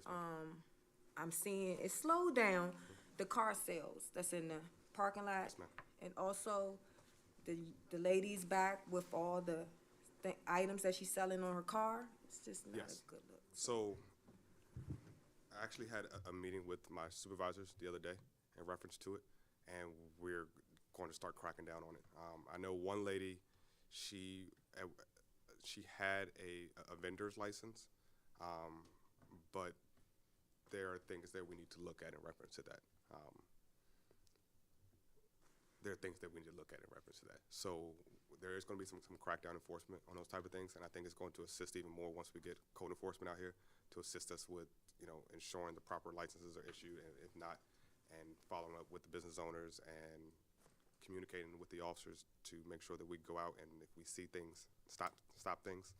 I know Councilwoman McCarthy, she had brought up the loitering ordinance that the city has, and it's very straight and to the point. Folks think that they can just stand on a public sidewalk because it's a public sidewalk. Well, in Seat Pleasant, that's not allowed. So I just we are want to going look at it in a whole about the business's license, because we can't keep us this accepting any and everyone come to set up shop. It's just not a good look. And we talked about that, and I guess it's probably something that the council is going to have to really dive deeper into, because we have no grounds to deny a business license if they meet the requirements of the business license, right? So if the county issues them a UNO and the county issues them a permit and they are in the right zoning area, there's nothing that stops, there's nothing in place that says that we can go back and supersede the county and say, we don't want your business here. Because if that was the case, we wouldn't have 4 tobacco stores in Seat Pleasant, you know what I mean? So I don't know if it's to the point where we need to try to get zoning authority, like some of the other municipalities or whatever the case may be, but something needs to happen, because like I said, when they come to us, and sometimes we don't know until they are already moved in and ready to open up shop, and they're coming to us last to get their permits, but they have all the other prerequisites of their county permits, and we're just like, I'm more so talking about like the lady with the car, the permits that Oh, just yes, easily yes, come and yes, get yes, permits absolutely. and set up shop like Absolutely. that. So that's what we need to stop. absolutely. And Yeah. honestly, it's probably going to take some time Either to you get a go back through the storefront ordinance, or move on. go through the ordinance and Yeah. try to buckle down on it a little more, so that it's a little more stringent. It's not just anybody can come and say, oh, I'm a vendor now and Yeah. get a license. I had a agree. question. Can you legally, I don't know if we could, so the lady with the thing next to Far East, right? SUV, yeah. She has a business license. Yes. And so that's what concerned me was what statute could we enforce when the county issued her a license, right? So it's going to I think honestly what's going to end up happening is that we need to get with those business owners and say, hey, we don't want those here, and work with them with those relationships, because it's private property, and if the business owner says no, that can alleviate all that. But it's the same thing. I think somebody on the council sent me the picture of the crab truck, right? The crab truck doesn't have a license, and so they shouldn't be operating, even though they operate on private property, they shouldn't be operating. But NCC is not, like I would say, NCC is going to play a huge role in that. But it's going to take some serious legislative action, not just from local standpoint, from the county standpoint, to help us prevent those things. And I think we need to work with Crystal's office on presenting legislation to help protect us from even having to deal with stuff like that. But in your role, I think you need to look at using them and the council and say, hey, I need you guys to put pressure on the legislators, the county legislators and the state legislators on what we need in Seat Pleasant. And I don't think we've always done that or always presented that to them on what they can do to kind of help alleviate the issue. So I would say just put that in your notes. Mayor Porter? Also, in the aspect of NCC, we just had an NCC individual in just the other day, okay, from the county, okay, or on Martin Luther King Highway, okay. So again, a lot of folks don't realize that outside of having one inside, okay, we also have the county with their own officers that actually come around. They kind of, because we had it, and I guess we were doing a decent job and so forth, kind of left Sea Pleasant, for the most part, to Sea Pleasant. But that's something that can be engaged for a period of time, at least to have some kind of understanding with them, but don't let them go overboard, because sometimes there was a situation of kind of going overboard or exceeding who we had in here. I tell people all the time, most people are more scared of DPI than they're scared of the police. Yeah. Those fines from DPI are crazy, are hefty. So, the other thing that I want to bring to your attention now, because I received pictures that come directly to me, and I try to refer them elsewhere, okay, is that cars that are parking, we know that a lot of cars only have one driveway, okay, in certain wards, okay, and they have cars, people have multiple cars now, more than one, 2, 3 in a household, depending. So now they're parking not just in the driveway, but they're parking beyond the driveway. They're back up because they can't find a part on the street, so they're across the sidewalk in kind of sort through the street. That's becoming an issue now. Before, most people didn't say that much about it. You know, a car was going to be there, kind of came in at nighttime, leaving by the morning. But some are not, and it's causing some, well, some people are having problems with it. So pretty much the cars are pulling up in the driveway, covering the apron and the sidewalk, and people Correct. can't cross. Okay, so that's something we, and I received 3 pictures, okay, from citizens that want me to address the concern. Most of the time, I just go and talk to the owner of the house or the resident of the house, and it's corrected. They don't want to do it, so I'll go and do it. The other thing is people parking not just in the driveway, but also on the grass, which means they've created their own additional space, okay? Again, households that have several cars and they don't want to be but so far away from that house, okay, from the maintenance of the cars. So there's something we need to address. Some of it's, we look at an aspect of when you indicated one house where there's an interesting array of, on our major streets, an interesting array of plants or how people garden, okay, or what they put in their garden. It's not necessarily plants, but any kind of bric-a-brac, or whatever the case may be. And we see it, but I just don't want to get to a point where it gets out of hand, okay? And as you mentioned, for the beautification of the city, so that's something we need to address. So. I agree. I know at one point there was communication with some of the council members in reference to having an ordinance that addressed the planting of things in their yards. Because I know there was one house that had corn grown in the front yard. And, you know, certain things like that, you know, it shouldn't be allowed. But currently our ordinances don't have anything in place to say that you can't. So I know there's other municipalities that do have things like that where only, you know, those type of things can be grown in the backyard and they're going to be so high and have to be covered by certain type of things. I will, if I may, Mr. President, I will note that there were 5 or 6 pieces of legislation that was that we had put together that never got presented to the council, and so we're going to go through that and make sure that committee has it for some of the ordinance updates, because I think there were ordinances that were proposed but just never got to the appropriate people, and so we'll go through that and then hopefully have it to committee in the next month or so. Once we get that changed, then we'll have to send letters out to all the residents, right? Okay. It's the same thing with the alternate street parking and so forth. I mean, it's the same thing, informative. I think staff is enough that they're going to try to give some leeway with reference to it, but once it gets started, we need to make sure it's uniform across the board as far as the communication piece.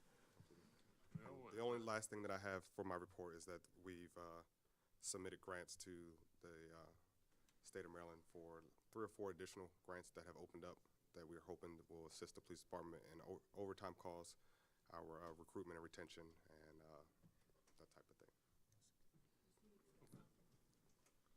Yes, Ms. Eakes. I just wanted to go back to,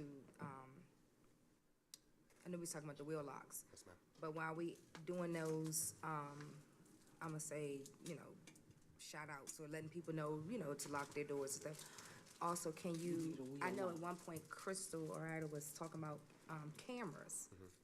Did that ever happened. You mean like the camera rebate program? Yeah. The initiative program? So I have not heard anything in reference to it. It, oh, go ahead. It did pass, so you wanna go ahead? I know the county's passed, yes. So the county is doing the program. Last I checked, her office didn't have any more cameras, but that doesn't mean they can't get any more. I think we could maybe see if we could use ARPA funding for that. Not too sure. Got to check with Ms. Rhoda about that. But we may be able to use some of our ARPA funding for those security cameras, and we can just kind of kickstart our own. Yeah, I think that I'm willing to help with that because some of the residents in my ward, I have a large population of, the Latino community. And they won't contact the police. Yes. Literally, the guy yesterday was in the gentleman's car, and I had to say, I'm calling, and you're going to give him your information. Like, I appreciate that. you Because know. the gentleman we're talking about is the gentleman that we've locked up 10 times. Right. So, it was just like, yeah. So, again, those things like that is that language barrier, but they don't really want to call, So I called, but I needed him to because it was your car. Your car. Right, And I'm also hoping that within the next several months, we're going to have our own camera registry program up and running. So residents that do have cameras, they will be able to, you won't necessarily give us access to them.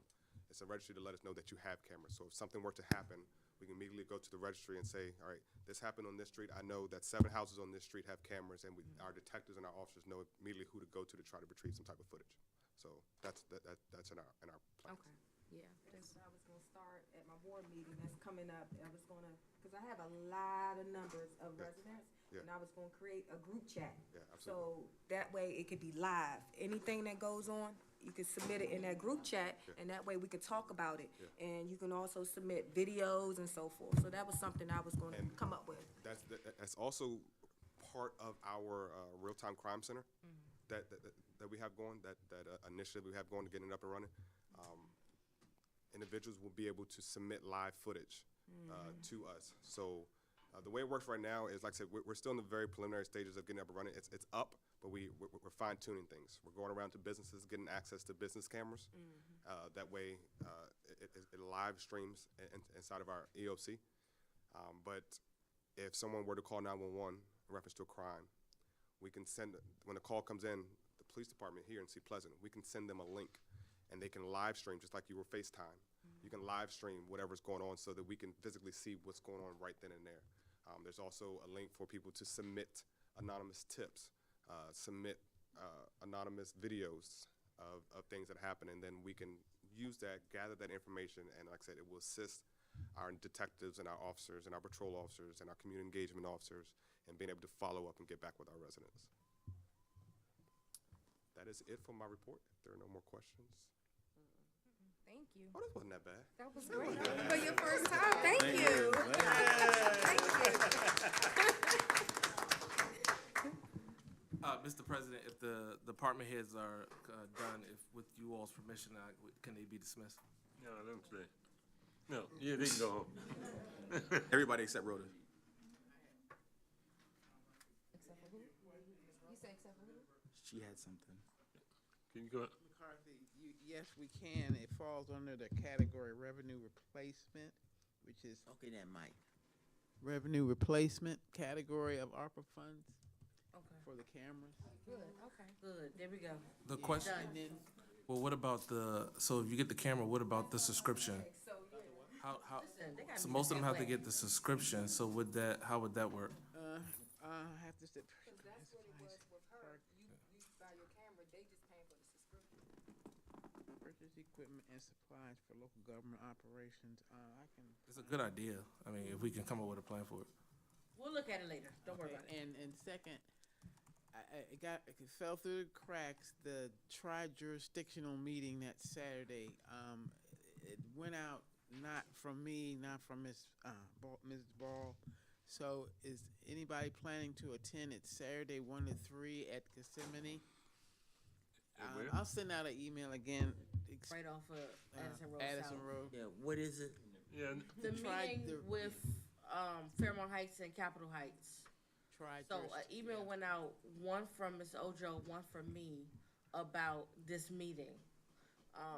To meet with them to talk about the Blue Line corridor On the 11th. on the 11th. Yeah. Is the day that, we got the dates and most people said the 11th worked for them and we moved forward with the 11th. Unfortunately, I will not be there. I have a funeral to go to across the bridge. My So I condolences. won't be there, but I'll attend virtually, while I'm in the car. But they are still planning to have the meeting. So at least, as long as at least two of us are there, I think we'll be okay. Yeah, I thought you and Miss McCarthy said we were going.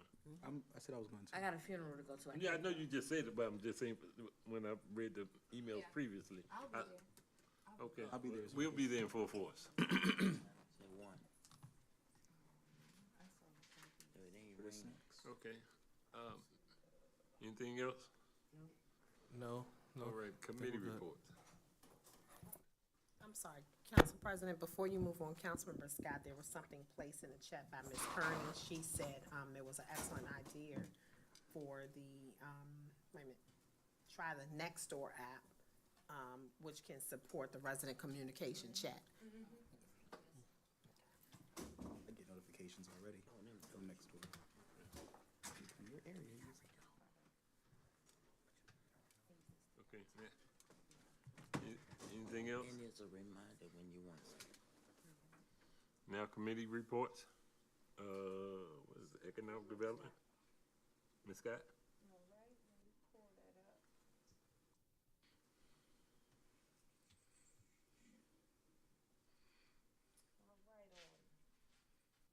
April 22nd, 2024 was the meeting date. We opened at 9:05 a.m. It was Councilmember Sharika McCarthy, Councilmember Hope Love, Mrs. Ball, and it was Miss Ojo, and also Mayor Porter and myself. The topics of discussion was annexation and recommendations. So the topic was about C Pleasant 6 and annexation. Ms. Ojo updated the committee on a draft of 6 annexation on C Pleasant, provided the legal description and a map of the area. So Mayor Porter informed the committee that he has been meeting with the Tri-Civic area regarding annexing. The committee agreed just to move the what happened? Oh yeah, we just agreed to present to the council today for discussion. And the resolution was that Ms. Ojo read a draft description to propose, and the committee agreed to have the draft presented today. And we ended the meeting at 9:25. That was it. Any questions? Go ahead. I was gonna say, I'll save my question since it's on the agenda to discuss. Thank you. When is? Right when now, is, that's coming up. Today. Oh, I'll save mine too then. Any other committee chairs wanna speak? Yeah. Gary. Any other committee chairs would like to speak? Okay, since there weren't any citizens here earlier, can we ask for any citizens' comments at this present time, if they would like to speak? Mr. Jones is in the house. Please state your name and your ward for the record. I'm just gonna cover one topic, just one topic. Gary Jones, Ward 5, best ward in C Pleasant, Pleasant Valley, the best neighborhood in C Pleasant. That's what you say. Well, I got the stats to prove it. Yeah, whatever. You ain't gonna talk about Hey, it. this is being recorded, so be careful. I just want to speak once again, I guess for the last 6 years, I've been trying to get a speed bump, speed calming, or whatever you want to call it, in Pleasant Valley. once again, as I was coming here, leaving from my house, leaving out of Pleasant Valley, almost got head-on collision once again. During the day, when you got cars parked in the valley, for whatever reason, people will come around the bend and just speed around that bend. They don't know what's on the other side. They don't know if it's a car coming out of the neighborhood or in the neighborhood. And I've been asking for the last 6 years for something. They tried a mirror. That didn't work. It was too small, and eventually I fell down. There are several streets in the city, as you drive around, that are straight. There are no bends. You can see for miles. But a lot of those streets have 3, some of them have 4 speed bumps. 4. But you can see for miles down the street. So that is slowing them down, and they can see what's coming. And they're one-way streets. Let me point that out. They're one-way streets. Have 4 speed bumps. Okay, you're slowing them down. We need to slow them down in the valley. Why wait until something catastrophic happens and then, oh, let's do something? And I know you've been in the valley, Mr. Bilbrough, Council Member Bilbrough, because you live in the valley. Councilwoman McCarthy, she's been in the valley. 81 speed. Mayor Porter, you've been in the valley. I don't know about the rest of you. I don't know if you've ever been in the valley. But Rode and walked. yeah, so that bend where you can't see, you got cars parked, and as you know, as you drive out here on the other streets, people like to go fast. They don't care if the road supports that, and that road does not support going 40 or 50 miles around, around the bend. Yeah, you have a speed, you have a camera, a sign, 15 miles an hour. Who's looking at signs? People are doing 80 on the Beltway. And it says 55 or it says 70 in certain parts of the state. To me, this comes under safety. So for people to say we don't have any money, I think we have a little bit of money in the budget for safety. If I ask the acting city administrator, I'm sure he'll support that we have a little bit of money in the safety budget. I'm not privy to all the budgets or whatever. But we need a speed bump. Actually, we need 2, and we've talked about that. Was it about a year ago? A little less. Yeah. Mm-hmm. And time after time, Yeah. after time, after. Yeah, we had Miss Ojo, Miss McCarthy, Mr. Bilbrough come out to the valley, and they can see exactly what I was talking about. It's a dangerous situation. At night, it's not a problem because you can see the headlights when you're coming in or out, and nobody's going to drive 60 miles an hour when they see headlights coming towards them and they're going around the corner. But it's during the day. That's the issue. We need a speed bump. We need 2, actually. We need something to slow these people down before that happens. I don't want to see that happen to anyone. And I've had a couple of close calls myself. And you live in the valley. Thank you for reminding us. You live in the valley. I do. I don't know how fast you drive, but Fast. you live in the valley. Only on the highway. So The left lane is for passing. I would like to see a speed bump. I've been trying to get one for 6 years. And I think my time's up. Thank you, Mr. Jones. Anyone else online in the chat?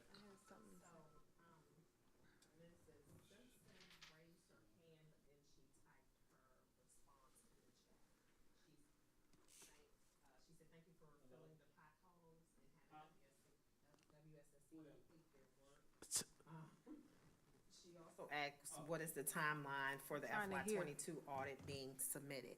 So my response, I apologize, I didn't turn my mic on. not. So my response, I was typing a response to her, letting her know that she was welcome for the completion of the PIHOs. But as far as the FY '22 audit, it is in progress and too premature to provide a timeline. Thank you. And she Councilwoman. raised her hand, so she want to speak. Okay. So someone wants to speak? Yes, Ms. Okay. Simpson does.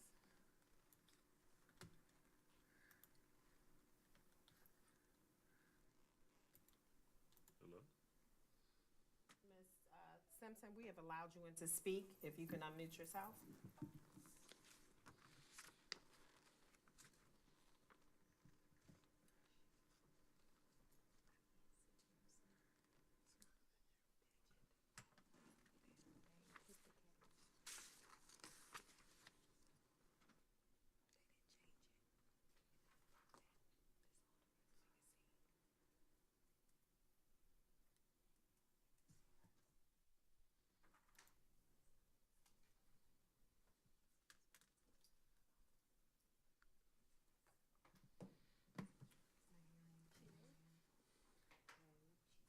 She's here, but she's. I believe she can. Ms. Simpson, we have allowed you in to speak.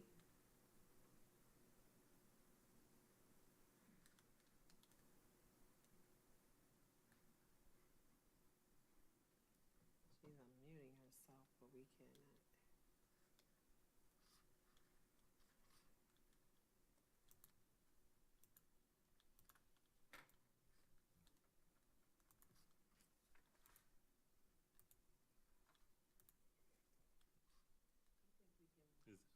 Is it possible to move forward and then when she's able to? She typed her question in the question and answer. She said, who can she speak with about starting a community emergency response team in the city?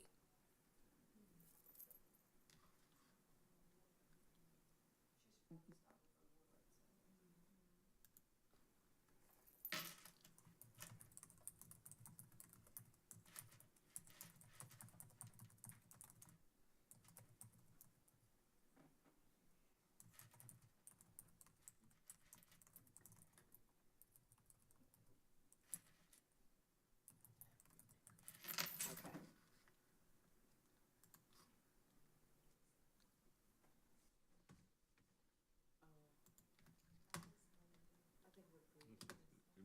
We get you.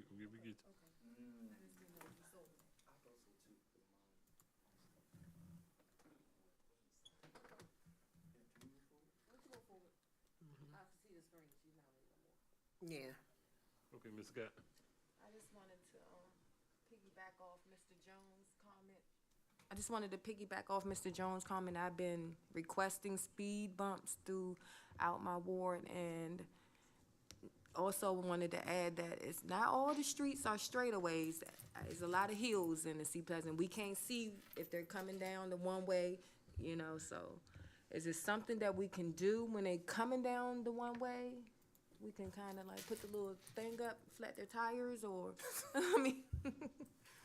So, I think that we have worked, A little strict. particularly Sea Pleasant Drive was the main focus for a long time. We just got the speed study back. I think, we have to have the data to support any of these initiatives. And so we got the data back for Sea Pleasant Drive. The only reason we were able to do that was because of the speed camera that's down there. In the valley, it would be a lot more difficult because we don't have a camera down there. That means we have to pay some engineers in order to do the study.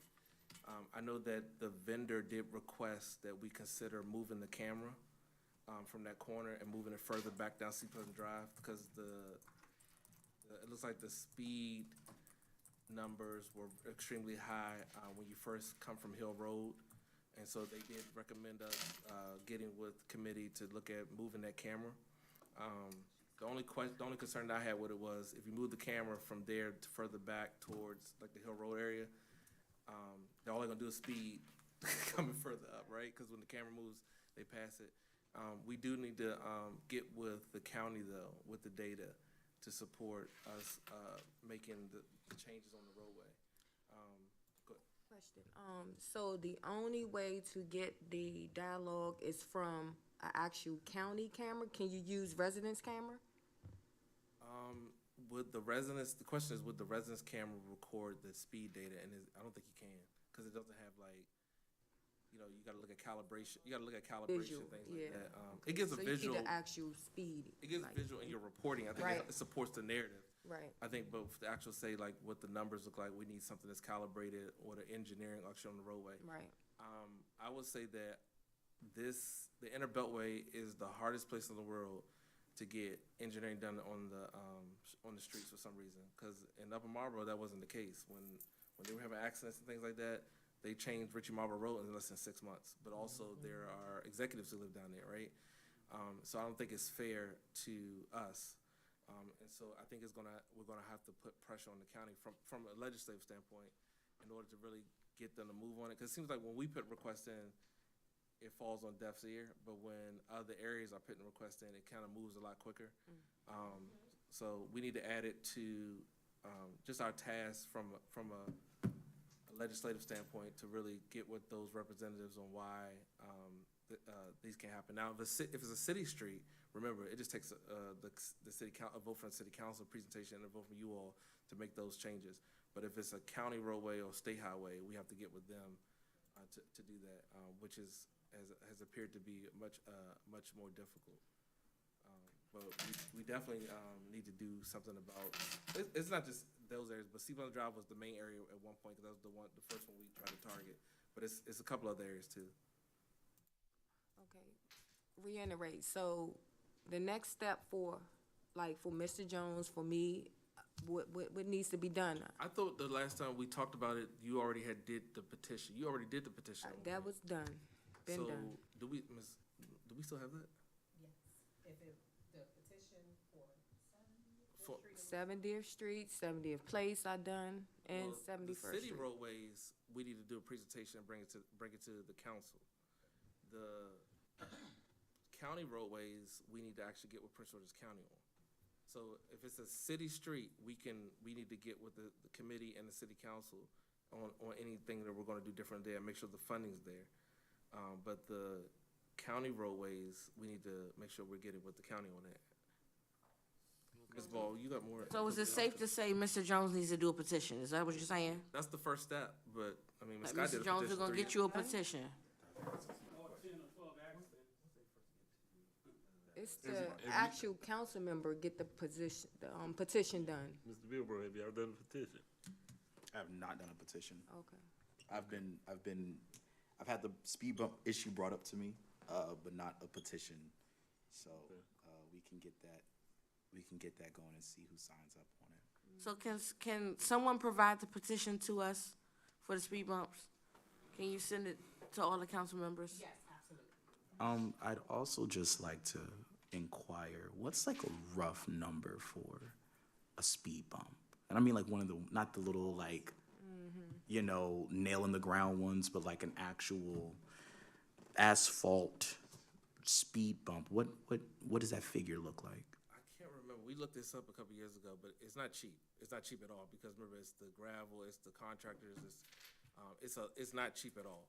I just can't remember the number. I would tell you that I think the money that we had allocated this fiscal year for road repairs, it would have ate that up, just for that. But I just can't remember the number offhand. But it's Significant It's amount. over 10,000. It's quite a few thousands of dollars. Okay.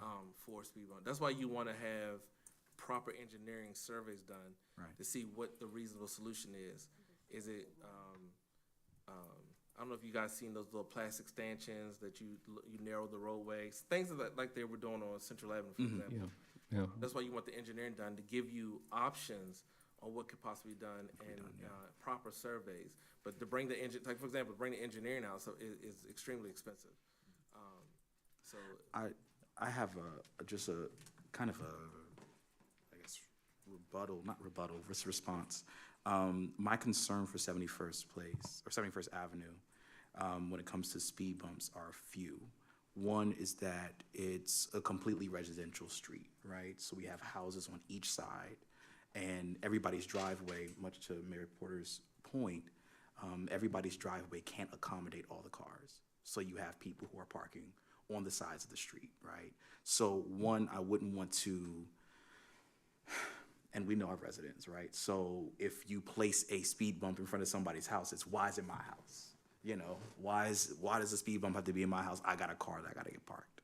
The second thing is, I don't know, there's a, coming out of DC into Maryland again, I've seen some of these plastic parts, like people aren't parking or driving on the shoulder, right? But those wouldn't work either because, again, this is a residential street, so that's putting it in front of people's homes. And the third thing is that 71st Avenue is a closed-off street. It has a dead end, right? So it's not, although it's two-way traffic, it's not two-way open traffic where, you know, you can come in and out on a different end. So I know that I live with someone that's high up in age, and there are a lot of other elderly people there. If there was construction going on for a speed bump, and then someone, God forbid, some emergency occurred, I would hate for emergency services not to be able to get there because there was construction in the road.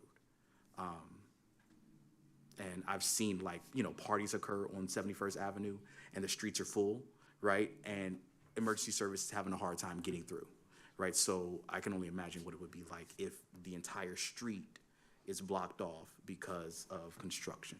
Just something that I've thought about as we've discussed our speed bump issues.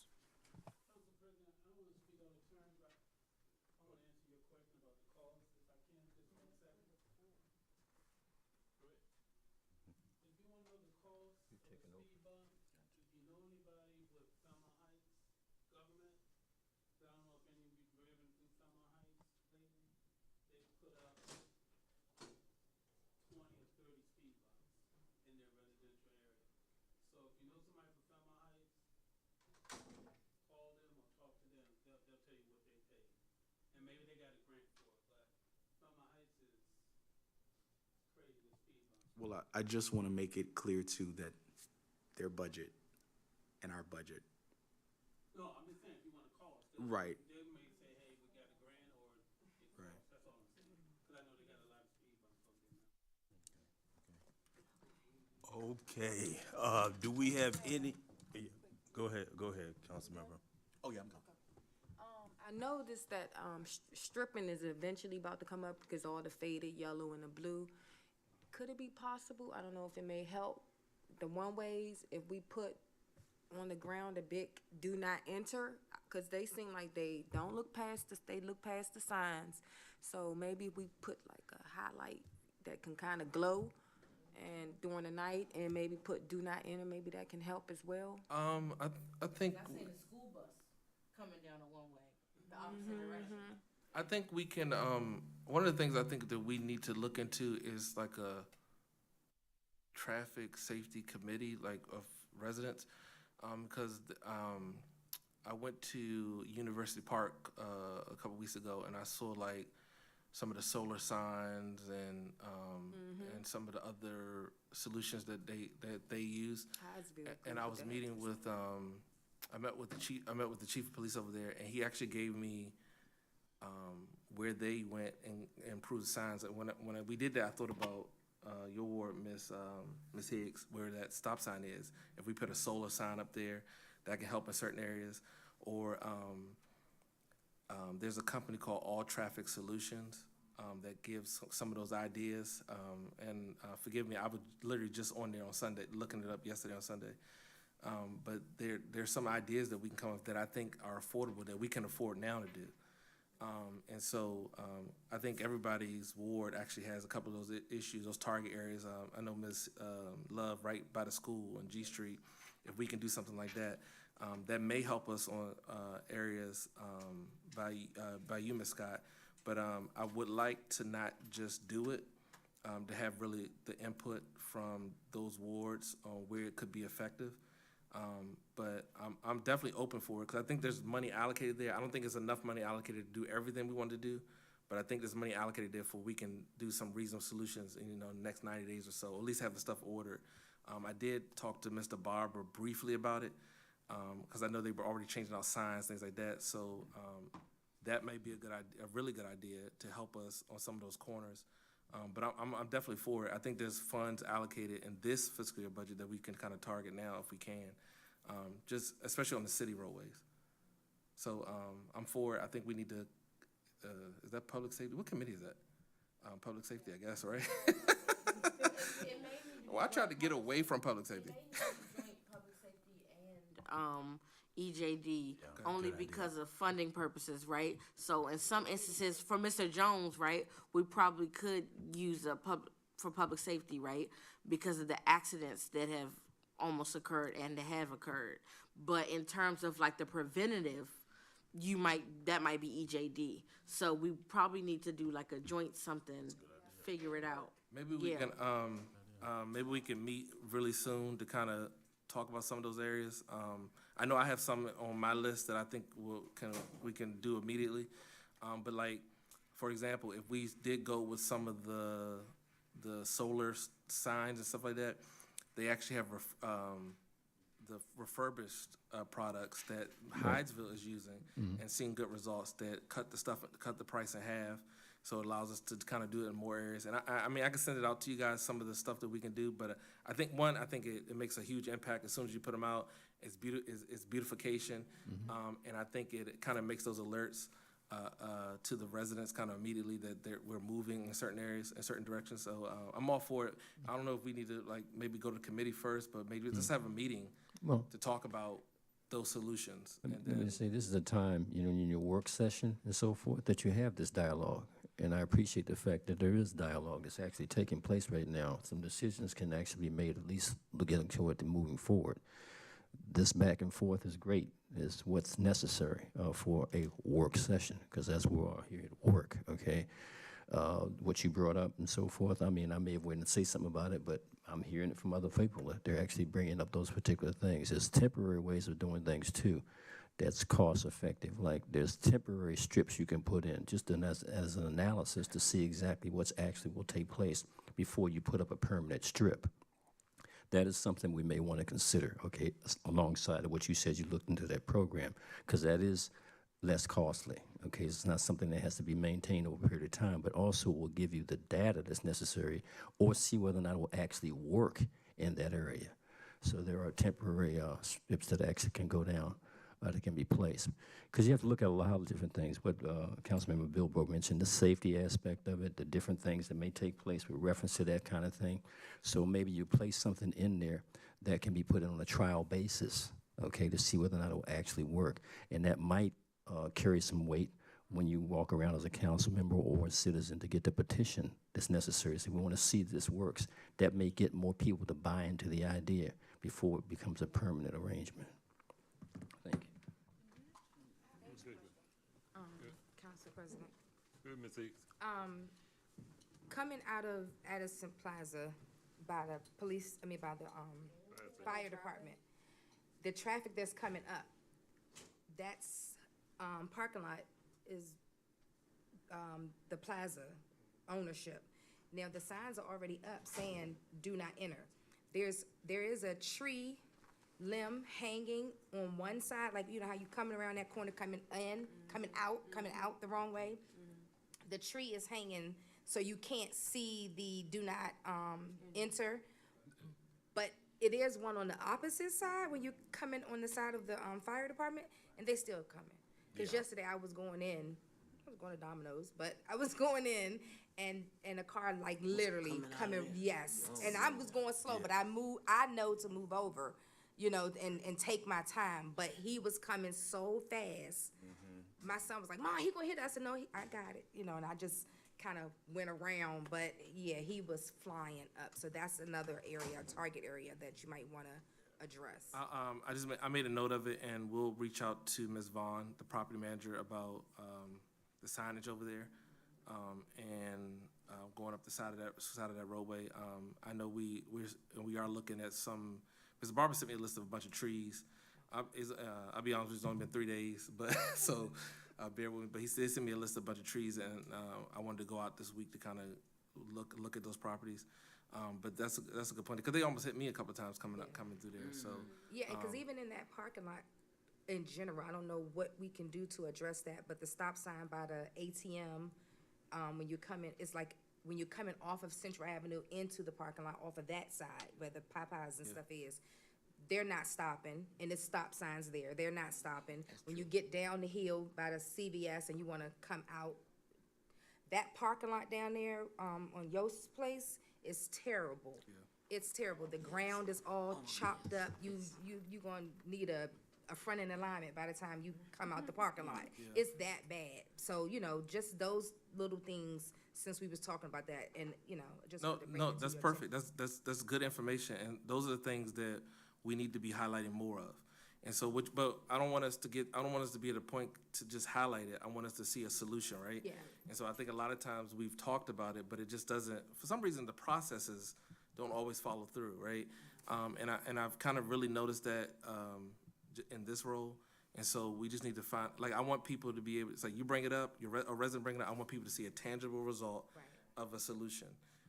And so how we get to that point is important. It just, I think we, just talking in general, we gotta get back to the basics. Yes. And I think we've missed that some, and seeing it from the city manager standpoint is much different when I used to see it from just the police department standpoint. And so coming up with proper processes that you guys can see follow through is I think is gonna be really crucial to some of our goals. But it's on the radar. It's quite a bit. I do think that we can meet and kind of talk about some of these right now things that we can do and this fiscal year. But I'm ready for it. Let's try to get it done.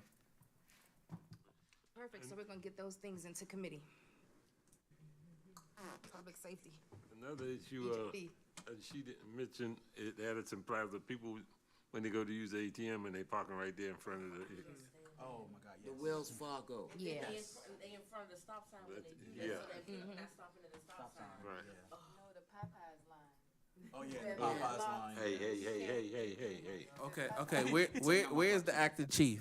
He need to come in here and so they have a new security company, Addison Plaza. I haven't been really impressed with, but we need to set up a meeting with them from the city standpoint to talk about some of those things. Maybe we can set up a Zoom meeting. Ms. Vaughn has always been really responsive when we emailed, and so maybe we can set up a Zoom meeting and kind of bring up some of those things. I think I don't want her just to hear from the police department, though. It's important to hear from you all, because you all are seeing it, and so that can kind of help. But she's been responsive, but we need to meet with that security company too. So I'll get Hayward on that. So is it possible to schedule her for, I guess, June's work session? Yeah, I'll get Ms. Ball. Send an email out and try to get her on, and we can go from there. That's a good idea. Oh wow! Welcome. Speak of the devil, you will appear. Welcome. Yeah. After we done said everything that needed to be said. Yeah, we got it. We'll jump on that. Thank you.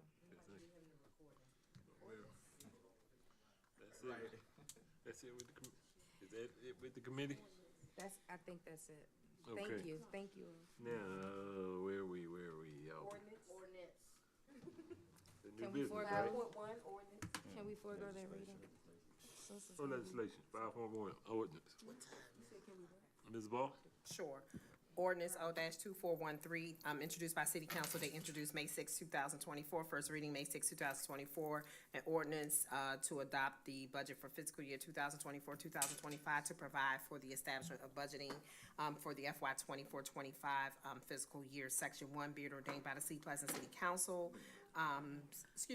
Be it ordained by the City Council of Seat Pleasant, Maryland, that the sums and amounts appropriated for fiscal year beginning July 1, 2024, ending June 30th, 2025, are set forth in this ordinance. Section 2, and be it further ordained and enacted that the following sums and amounts are hereby appropriated for fiscal year beginning July 1, 2024, and ending June 30th, 2025, to defray expense and operation costs for the city of Seat Pleasant. General fund expenditures, general governments, $6,712,384. Public safety, $4,528,363. Environmental justice, $2,527,16.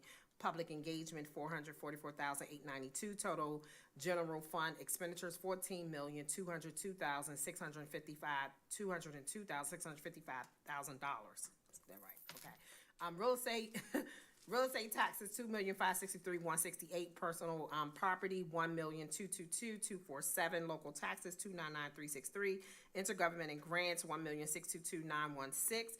Proceeds from prior year general fund reserves, $304,224. Grants, $250,000.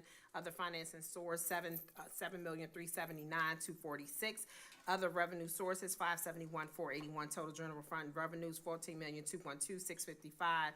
Total budget expenditures and revenue, $14,212,655. Section 3, and be it further ordained and enacted that the real estate property tax for fiscal year beginning July 1, 2024, ending June 30, 2025, should be at the rate of 58 cents per 100 of assessed real property value. Section 4, be it further ordained and enacted that the personal property tax for the fiscal year beginning July 1, 2024, ending June 30, 2024, should be at the rate of $12 per 100 dollars of assessed personal property value. Section 5, be it further ordained and enacted that from and after the effective date of this ordinance, funds appropriated to the general categories of the expenditures by and as reflected in the ordinance shall be expended only for such purposes and up to such amounts for each such purpose as set forth in the document entitled 2024-2025 Approved Annual Budget FY25 attached to the ordinance and incorporated herein by reference. Section 6, and be it further ordained and enacted that the ordinance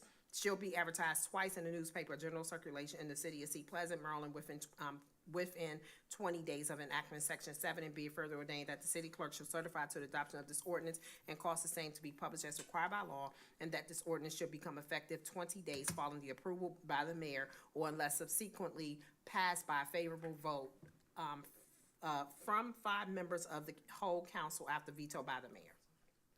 Okay, that was first reading of ordinance. Next one, 7.1. Recommendation for renaming the Seat Pleasant Fun and Fitness Park. Mayor Porter.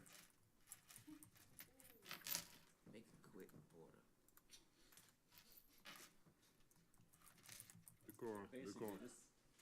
Basically, it's for discussion, the Fun and Fitness Park, which is in Ward 3. Okay, you've seen that. That's just to give an idea of just a little cattle corner to the Sugar Shack. Is everybody familiar with the park that I'm speaking of? Mm-hmm. Okay.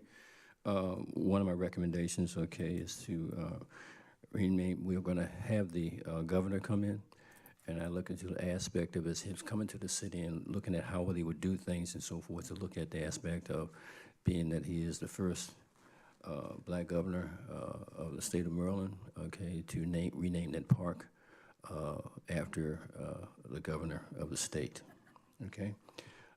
That park is going to have some enhancement to it. It will bring some other relevant things to that particular park over a period of time that leads to both a trail that's back in behind, there's a trail back in behind that leads over to what we would call Seat Pleasant Park, okay. It's been called a few things. Some derogatory, which when it was really bad was called the Water Park, and we know what reasons behind that. It was also called Holly Park, so it leads to that. But the thing is to look in that particular day to make it an arrangement. I thought it might be proper as we look into renaming that park after the governor. Any questions? Yes. I'd like to speak in favor of this resolution, and I think it is appropriate for Seat Pleasant to have a venue named after the first African-American to serve as governor of this state. I think it is appropriate, particularly because it's interesting that the mayor wants to name this after a fun and fitness park, because Governor Moore is known for his physical fitness. Matter of fact, on social media, I saw 2 days ago he was working out at the U.S. Naval Academy. You know, he was in the Army, and he was an officer in the Army. And I think it's important that fitness is to be stressed in this city. I support the mayor's idea to rename that park after a truly historic figure, Governor Wes Moore, and I yield. Anybody else? Okay, me, myself, I don't necessarily have a problem with it.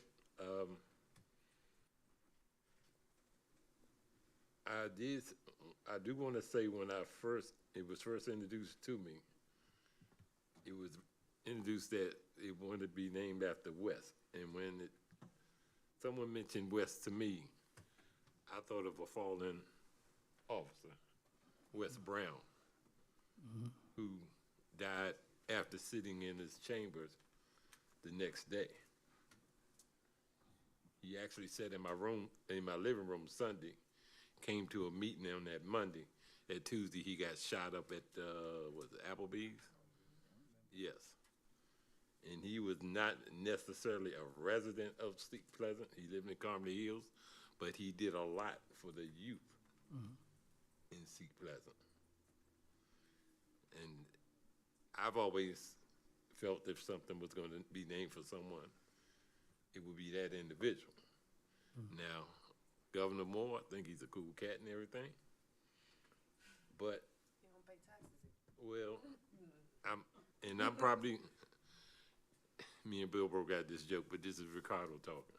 Until he come in here and do something for Seat Pleasant, you know, it's a token, but I need to see the work done before I wanna, you know, before I do anything. Chill, yo. But I'm not necessarily against it. Okay. I want to say I'm not against it. There are things that, okay. Go ahead. We'll look into the rest. It's a work session. Anybody else? Ms. Love? I'll just say for the representative of Ward 3, a 18-year resident, it could be named after me before him.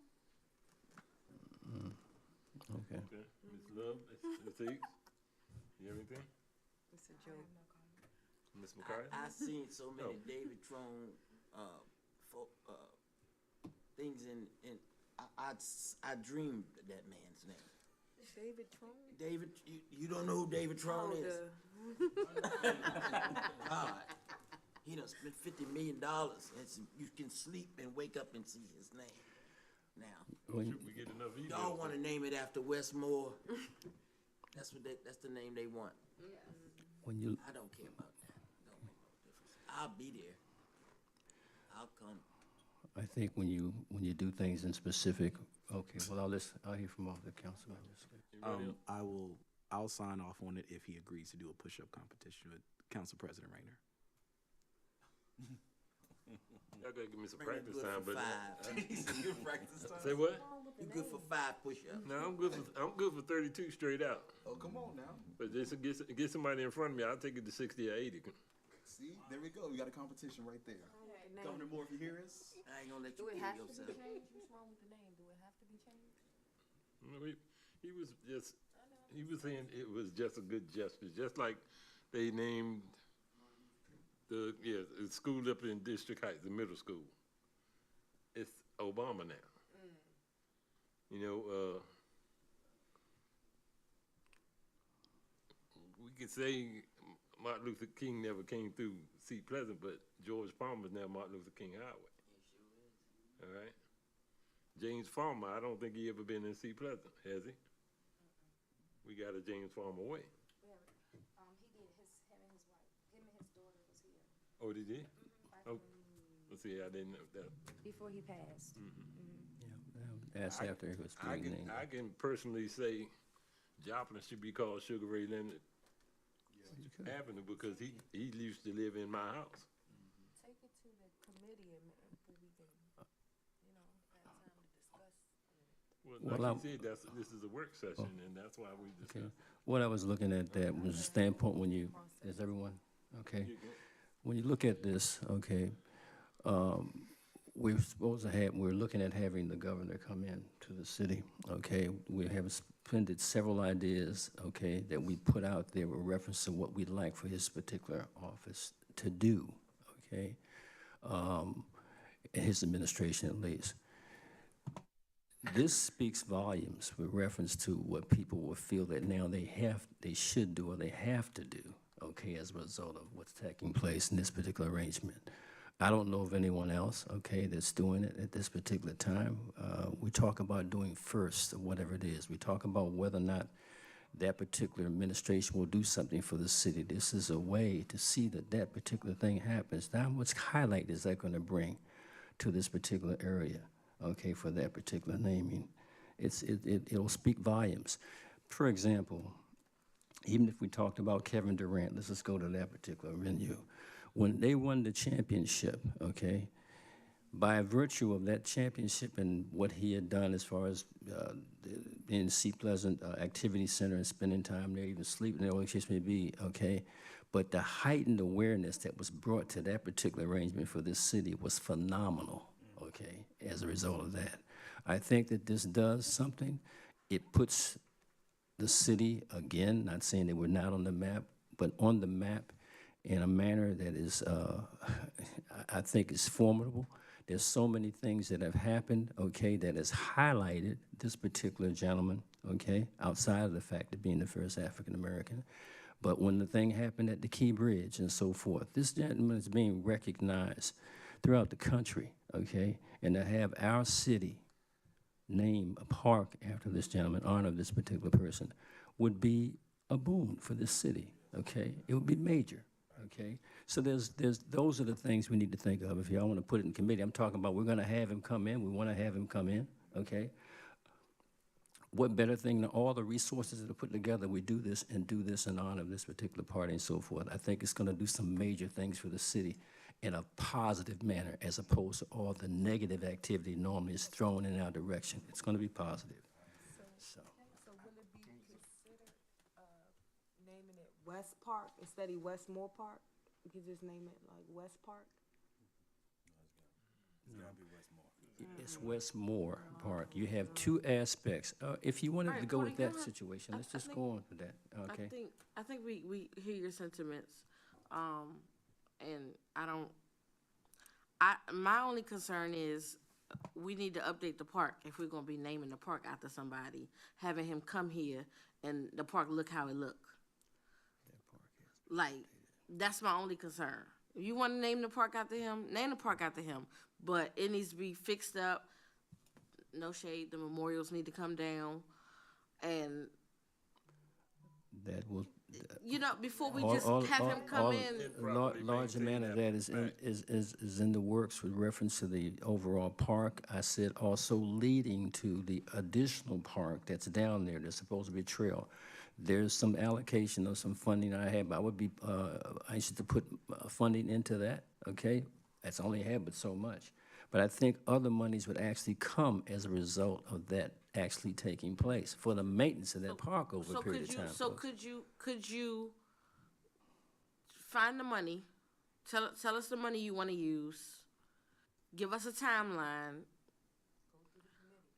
and all of those things. That's your award. Yeah. And then bring it back so that we can see a full plan. I don't have a problem with it, right? Which gives you your votes. If I say yes, that gives you your votes. Yeah. I don't have a problem with it, but I do have a problem with just giving him anything. We don't want to just give him anything. We're going to put your name on it and it don't look like nothing. Understood. I have a problem with that. Understood. Understood.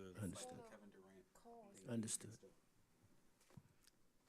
It's definitely going to cost, because over in that area, it's the issues with the trees. So they only chopped down some. So it was up to debate the county or the city who's going to tackle the rest, and they're just sitting there and they're falling. So it's going to cost to try to make it presentable. So yeah, you definitely have to find some funds. Council President, I heard somebody mention Kevin Durant. Kevin Durant funded that gym To get his name. So why not put his name on there? He funded it to fix the floor, give us better bleachers, the Katy Park outside, you know, is Westmore, again, I'm Is he not willing saying to do no, that? but is Westmore gonna give us anything to help us fund that part?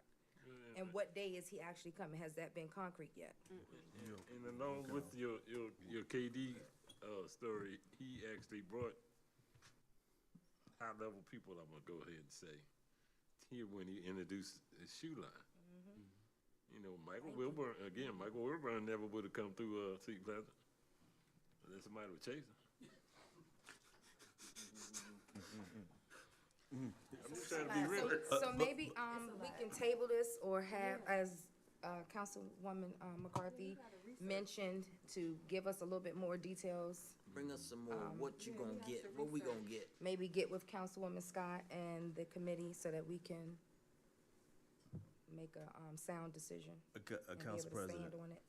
Council President, let me just say this, I am in line with what Councilmember McCarthy is saying. I think it's important that Seat Pleasant, like the mayor said, be first in something and not always following other municipalities. And the fact that he's making an official visit here, and he's going to bring his cabinet officers here, and I'm sure he's gonna bring the lieutenant governor here, is going to get a lot of publicity. And I'm gonna say this, I hope he makes his visit before he gives that great speech in Chicago in August. Because when he gives that great speech in Chicago in August, we may have problems getting him to come this way. So this is why I'm working the way I am, Councilmember Higgs, to get him here before he gets that kind of publicity. But I think it's important that if we do name it Westmore Park, at first I was kind of hesitant like you, but then I really thought about it and I said, that is a very good idea because he's a historic figure. He's the first black governor of Maryland. This is a predominantly minority municipality. So therefore, that in itself is just very, very potent. I yield. Just a small. Again, has the date been set on when he's coming? We have a lot of possibilities, but again, all I'm asking is that we table this. Councilman Bilbro, I yield so that you can address, but we're not going anywhere with it. No, I was actually gonna say very much the same thing. Like, I'm glad to work with Mayor Porter to do whatever research is necessary so that we can have the, proper stats and know what it's gonna cost us, what it will look like, what the timelines are. But as a smart city of excellence, right? If we're not doing things that are decent and in order and, with some concrete proof, then it's just, like you said, Councilwoman Higgs, we're just spinning our wheels. So, Mayor Porter, I'm happy to help however I can. Involve and see what they want. I'll bring you some. We had to you gotta discuss it first. You gotta discuss it first. Do it quick. Oh, it's gonna be quick.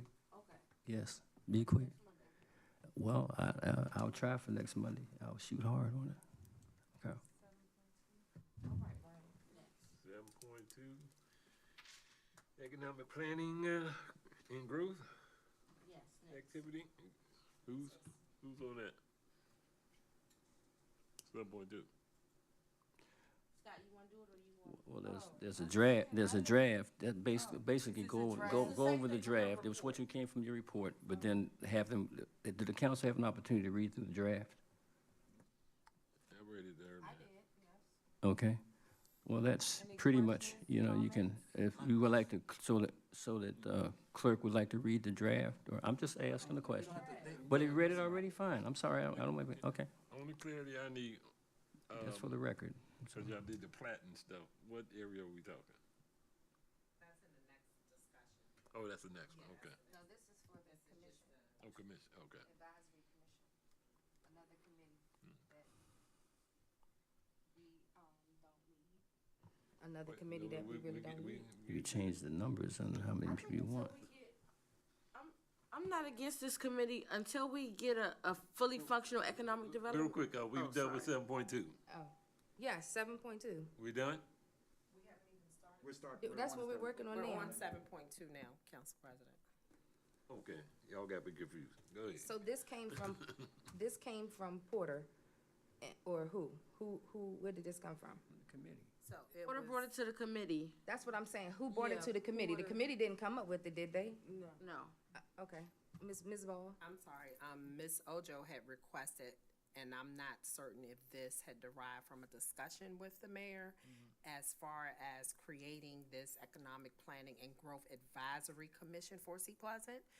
So she asked me to do some research and put this draft document before the council if you all wanted to create such a commission within Sea Pleasant.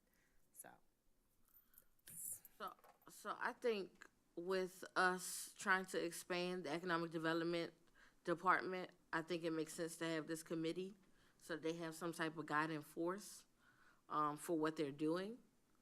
I don't know what it's gonna look like to get people to join it, or if it'll just be the same people who already, are involved in the city already. But I think that it's important that if we are expanding that department, that we expand on our end. These committees, they may not seem important, but they are important, because how many times tonight have Ms. Scott said, see what the residents have to say? I heard her say it at least twice. See what the residents have to say. Well, this committee is that opportunity to see what the residents have to say about economic development in the city. So I think when we had the committee meeting, I thought it was a good idea. So I hope that the council can move forward with it. I'm inclined to, anybody? No, it's a no for me. No, I mean, my thing of it is, we have committees and boards and things, and they're meeting once a month. This is saying that they're gonna be in for 4 years under our mayor. Our mayor's gonna be able to, again, dictate who's coming in and who's not, even though we have to have that last vote. But again, the same residents keep repeating the same committees unless they move or die. It's the same people that's being involved. We gotta get new people to be on these committees, not the same ones that we already have had.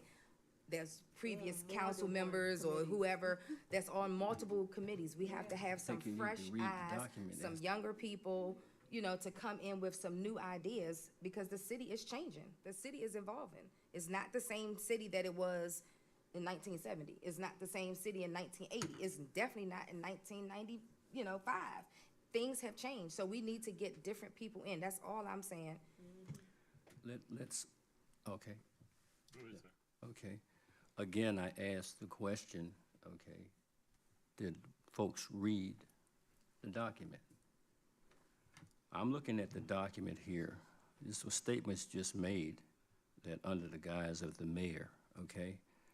If I look at, this here, the city count, that's why I asked for it to be read for the record, okay? Because actually, we're looking at the document unless the citizens go into the thing and look at that, hearing the document and so forth, because this, even though they have an opportunity to chime in. Okay, there's a mission on this particular arrangement here in the draft document. Its purpose of the board is to assist and advise the city council in matters concerning land uses, annexation, site plan, and matters affecting development and around the city of Sea Pleasant.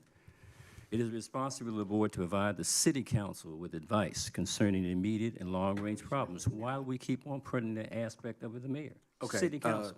Council hold on, can I? So I'm not, I'm stopped there on the reading. I'm Council- saying, you keep on making a statement, not making a statement. Council President. Councilmember Bro. Thank you. Mayor Porter. Yes, sir. I think the meat of it, like, let's not look at the parsley, let's look at the steak itself, right? I think the biggest point of Councilwoman Higgs' statement is that the same citizens who are on 6 different committees throughout the city have now, we are council members, but if 3 citizens are on 7 committees that dictate what the city does, they are just as powerful as a council member, right? Because now they're on safety committees, economic housing committees, all these other committees, right? Ethics committees, everything, right? If there's going to be another commission or another committee, we need to put in place the verbiage that you cannot be sitting on other committees under the No, I'm gonna let you finish. I'll raise my hand just so. under Sea Pleasant. I think that's the concern that she's really bringing up, right? Is that the same citizens are doing it, whether it's under the mayor, whether it's under the council, the same citizens are speaking up for the city, and 3 citizens do not represent the city. We need to make sure that at least one person from each ward or something is there, but it can't be the same citizens. I think that's the point that she's making, and the mention of the mayor tends to rile you up a little bit, but I think, like, let's look at the steak and not the parsley of it. I yield. Okay. May I? Okay. No, let the mayor, I yield to the mayor. No, go Okay, ahead. So, This is- thank you. So I just wanted to bring a point of order or point of reference to the council committees approved by the committees.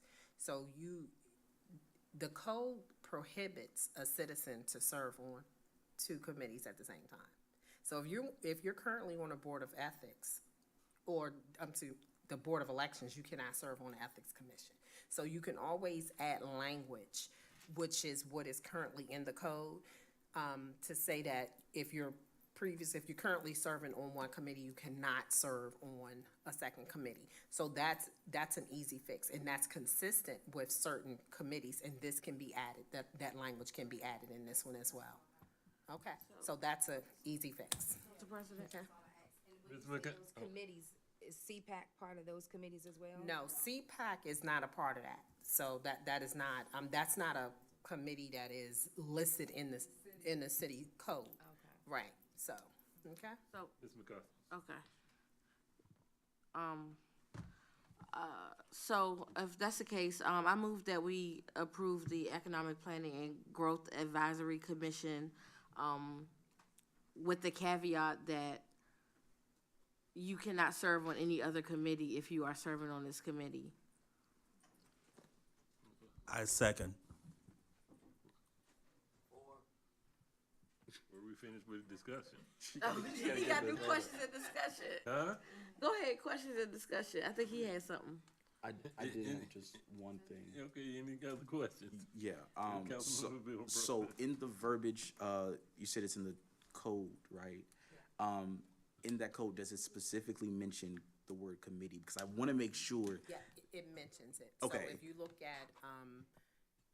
look at chapter 18, for the Ethics Commission, it's mentioned there. So I will make certain that the language, and I'm adding the motion here to ensure that that language will be added. So it's in draft form, so it has to come back to the council, because we have to designate it. If you wanted to designate it in the code, we can do it that way. I just don't want anybody to argue, well, I'm on a committee, not a commission, or It's the same. It is, but I just want to, Yeah, for no. those who don't understand, I just want to make I that clear. understand. Yes, but it's actually the same. Could you kind of put committee/commission? Because some people get specific. Right. Sure. Okay, any Well- other discussion? Do we vote? I have a question. Oh, well, go ahead. I know you can't technically answer, but the position is still open for a director, right? For economic development, right? So we don't even have a director just yet, but we're going to already formulate a commission? I'm just asking. I want clarification. We don't even have a resolution yet, though. We don't even have a resolution yet. And the budget not even approved yet. So I think they're running simultaneously. We not even, I'm also counting 5 names. Well, maybe I'm looking at it wrong, but I don't see a problem. yeah, it's staff members too on the commission. Yeah. This one is a little different than the other committees. There's staff on there as well. It's like the clerk is here for administrative function and the city manager. And The mayor, the city manager, the chair of the economic so it's like 3, it's like planning 3. and housing committee, and the clerk. The clerk is only there for the administration functions and the economic development director. I think it just needs to get workshopped a little bit, that's all I'm saying. But here's a motion to flip. Go ahead. Any more questions? I guess, Ms. Baller, you can call for a vote. Sure, online voting has been open.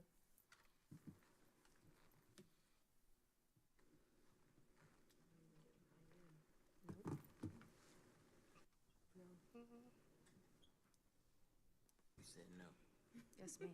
You said, I knew she said no. What? Measure passes. I hope y'all go back and do the work. Okay, 7.3. 6, annexation, consideration. Some questions. This is the same thing. No, it's not. I mean, not the same, I'm saying same committee. Who wants to speak on it? You want me to speak on it? You gonna do it? This is the same committee. Information? Mm-hmm. The legal description is there.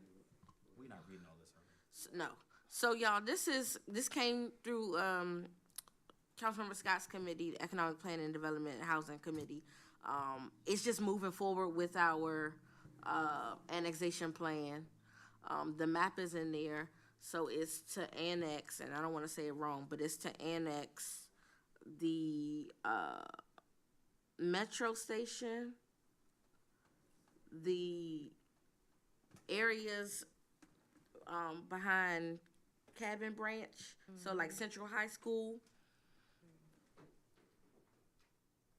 And I wanna say the fire station, down by the fire station. Remember, we promised that we had a plan that we would continue to annex. And I don't know if you recall when, we had that little, when others tried to go against our annexation plan, they said, well, they stopped annexing, they didn't follow up with their plan. So this is us following up with our plan so that people are not able to say that we aren't following the original plan. That's the best way I can say it without saying names and That's correct. and give the info. I'm just hoping that y'all understand what I'm talking about. I do. I got a have question. Go ahead. Ms. Ms. Love, Has a feasibility study been done about the annexation? You said a feasibility study? Yes, ma'am. Oh, no, that's a good question. Let me look. It's all part of the, I haven't heard about it if it has. Because I don't know. I need to know, how does it benefit Seat Pleasant to do this? So the good thing about these properties that we would be annexing in, we already work with the metro station. They already pay us to look after the metro station. So there's nothing lost there. Now we just have more, autonomy, if you will. I think the only risk to this might be Central High School. I think that might be the only risk. there, I think a study has to be the done. study is, well, I can answer your question. Yes, sir. Okay, answer your question and so forth, to have the appropriate parties come in, to talk about what studies have been done in these particular areas, okay? The people we have involved in it. I'll have to get with, again, I'm stepping into this with the interim, city, manager, okay, to bring him up to snuff to exactly what's, been discussed and what we're going further on, to bring that back to the council so that we can get a definitive answer to your question, Councilmember Love, on the feasibility. If I may, yes, sir. so I do see the documents presented, and so I think the goal is just to move forward, saying that we have the plan and things like that. I think the best solution would be to have the company who did the surveys and stuff come in and really present that to you all. I will tell you that when it was uploaded in Board Docs, it was the first time I ever seen a document. And so it has public safety implications on it that would be concerning to us. That was my question. So it's the same thing. So it's the same thing with the Central Avenue annexation. You know, Central Avenue did definitely impact us. I think we did a great job of curbing the traffic issues on Central Avenue, but we were thrown into it. And so while the user revenues may come in to the city for that, it had a huge impact on public safety. So they need to present that to you all in a way that everybody can be on the same page. I know that the previous city manager was already looking to these things. I am concerned though that from a department standpoint, you know, I wasn't involved just to even know what was going on, right? So if we said, go ahead with it and let them go ahead and do it, it has an impact on us, right? And how does it impact our operation as a whole? And so I do think that we need to look into it. I think it could be potentially great, but we want to make sure that all those things are analyzed.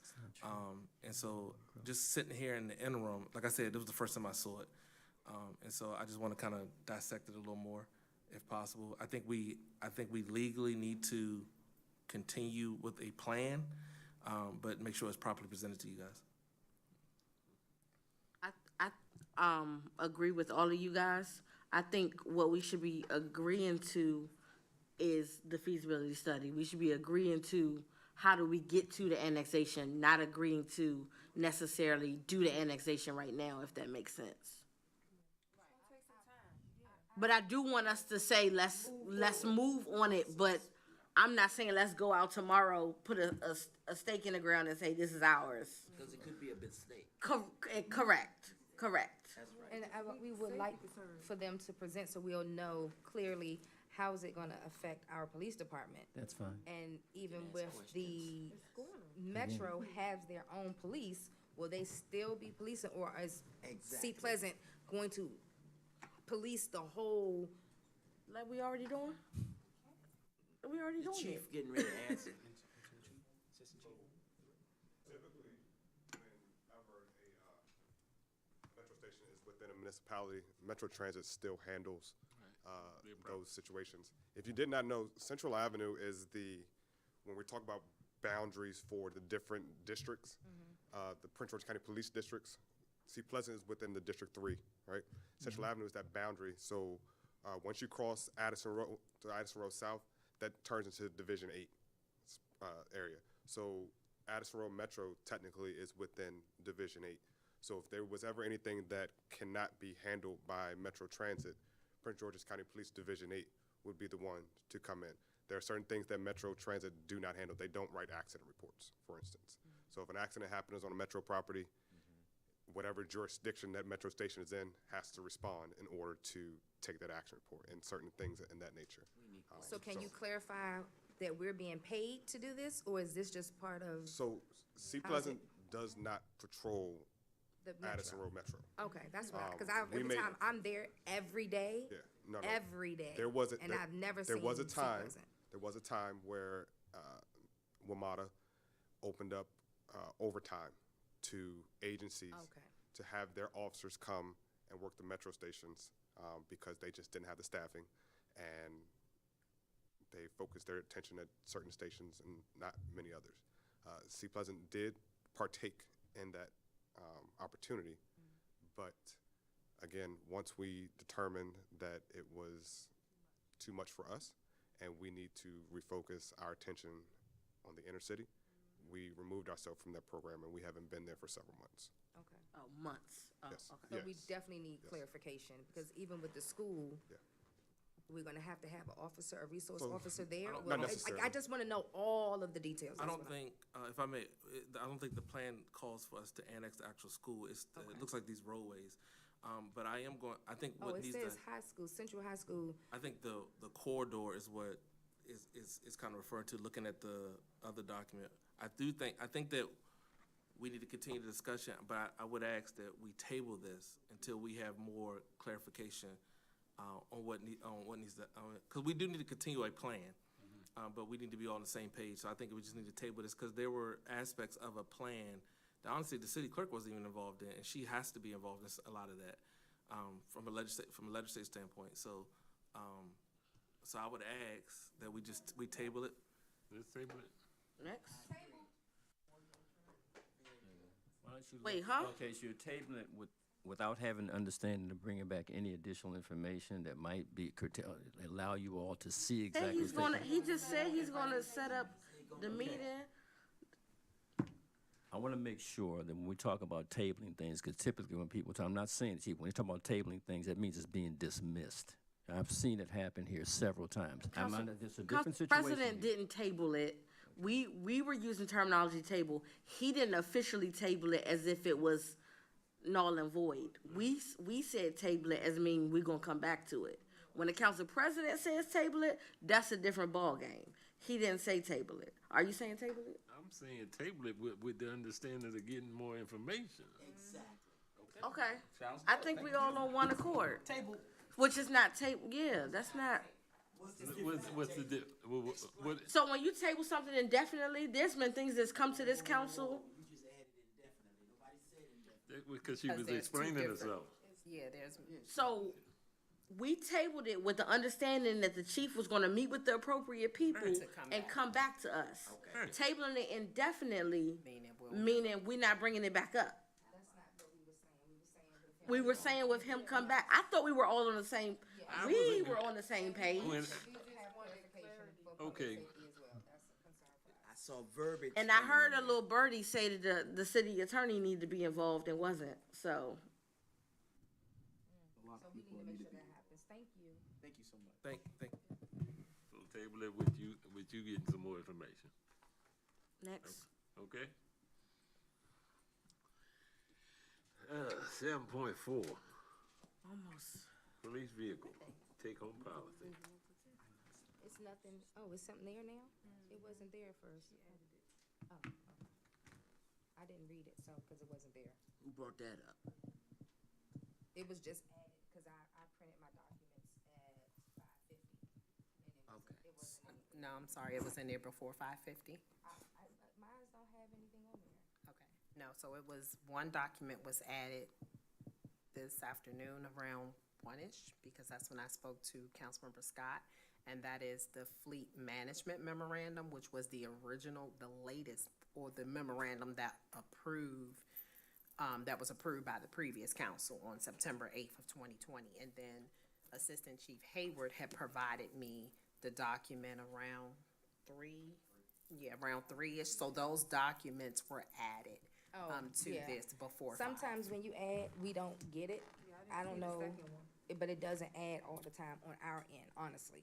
It wasn't there. I printed my documents at 5:50.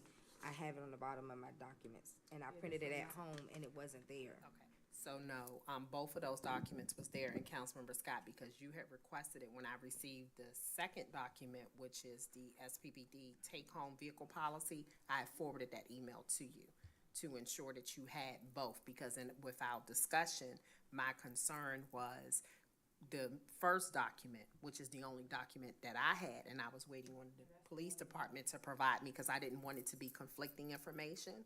So, yeah, so that's why I left them both there.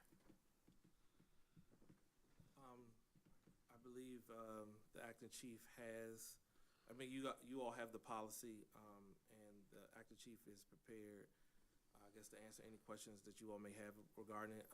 If you need more time to review it, just let us know.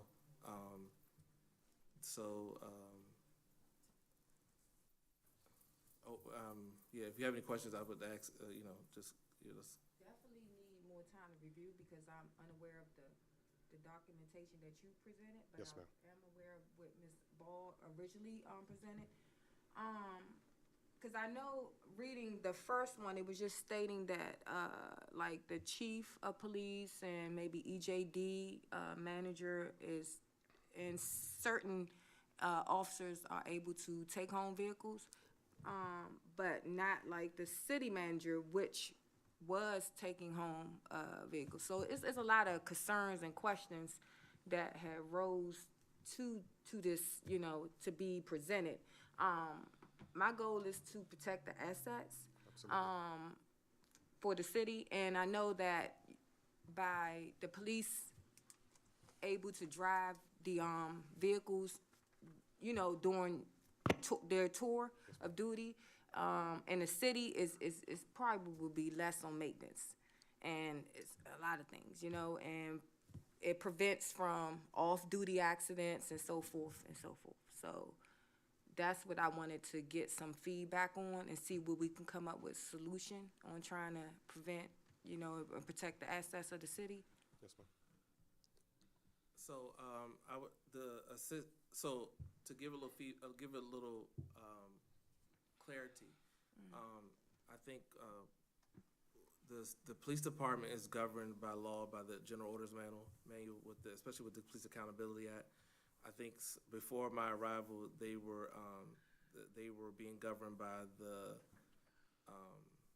Prince George's County's General Orders Manual. one of the mandates that we did kind of put in place when I first took over was I said that we were gonna come up with our own general orders manual and have that sent to the attorneys for review. We did that. The general orders manual, I'll be honest with you, it's much more in detail and intense than the personnel rules and regulations. That's why we have it. But it's almost 2,000 pages. And that's not uncommon for a police department. In the general orders manual, though, that we currently have that's approved, it requires that certain special orders are issued by the chief regarding issues. So if an issue occurs and there's a special policy that needs to be issued, the general orders require that we put that out. Of course, when I took over, I issued probably 14 to 15 orders, right? This is one of the orders that we originally issued. It doesn't take away, I guess, what was originally passed, but it's supposed to add to it those parameters. I would ask that the council take the time to really review that policy. If there's questions, because, a lot of times we don't know what you don't know, right? And so a lot of times if there are questions, I think Hayward's more than qualified to answer those questions about the policy, the parameters of the policy, and any discipline or investigations that are required in that policy. And I think it's pretty intense. I'll tell you, the take-home policy is rather extensive. I don't take light of the city's equipment, and I put that on each and every one of my officers, whether they're driving the cruiser on duty or they're driving it to their home and back to work. City equipment is going to be, it needs to be treated like it's your own, right? You're not going to mistreat your own Mercedes-Benz, so you're not going to mistreat our Mercedes-Benz, right? I'm a stickler for discipline, and there's no doubt about that within the police department. I can tell you, if I get a credible complaint, so if you didn't know, every vehicle in the police department in the city has a GPS tracking device on it, right? If an officer drives over 25 miles an hour without a seatbelt on, I get a text message and an email alert for it, okay? When I get that, I immediately contact the supervisor, right? Have an answer for me. If there's no answer, you can best believe you won't be driving another Sea Pleasant car until I decide that you're mature enough to drive a Sea Pleasant car again. And that goes with any complaint. I would ask that if there are issues that arise out of one of my officers driving, bring it to my attention. That is something for me to quickly dispel or take action on. Nobody in the police department wants to get in trouble over their take-home vehicle program, all right? The program is very strict and to the point. To work and to home. From work to either secondary employment, they're allowed to go to a secondary education, so if they're taking college classes, they're allowed to take their cruisers to their college classes or to the gym. That is it. There's no going, there's no being off for 3 days, and then, oh, I need to go to the grocery store, get up and let me jump inside of my cruiser and go to the grocery store. That's not allowed, right? And they know that. There's no doubt in my mind that every one of my officers is fully aware of the take-home policy, and the reason that we do this is to ensure that we're safeguarding our equipment. These cars have to last us a very long time, right? Cars are they're not cheap, and they ain't getting no cheaper. So in order to ensure that we have our equipment, the best equipment, okay, there's no other police department in this area that's touching us on equipment, right? So in order to keep that, I need to make sure that I'm watching my assets and ensuring that we're keeping them and we're keeping them maintained as best as we possibly can, right? That was the reason that we switched to Prince George's County's fleet maintenance program. Before we took over, I mean, we had cars going to Joe Black in his backyard, and we were getting, secondhand oil changes, right? We can use oil put in our cars, right? But if we're going to be good stewards of what we have, it starts from the maintenance and it starts from the oversee of the program. And so, Assistant Chief, too, you don't know this, but to Ms. Scott's question, it was brought to my attention that questions were asked that never made it to us, or the responses that were given were not necessarily the truth.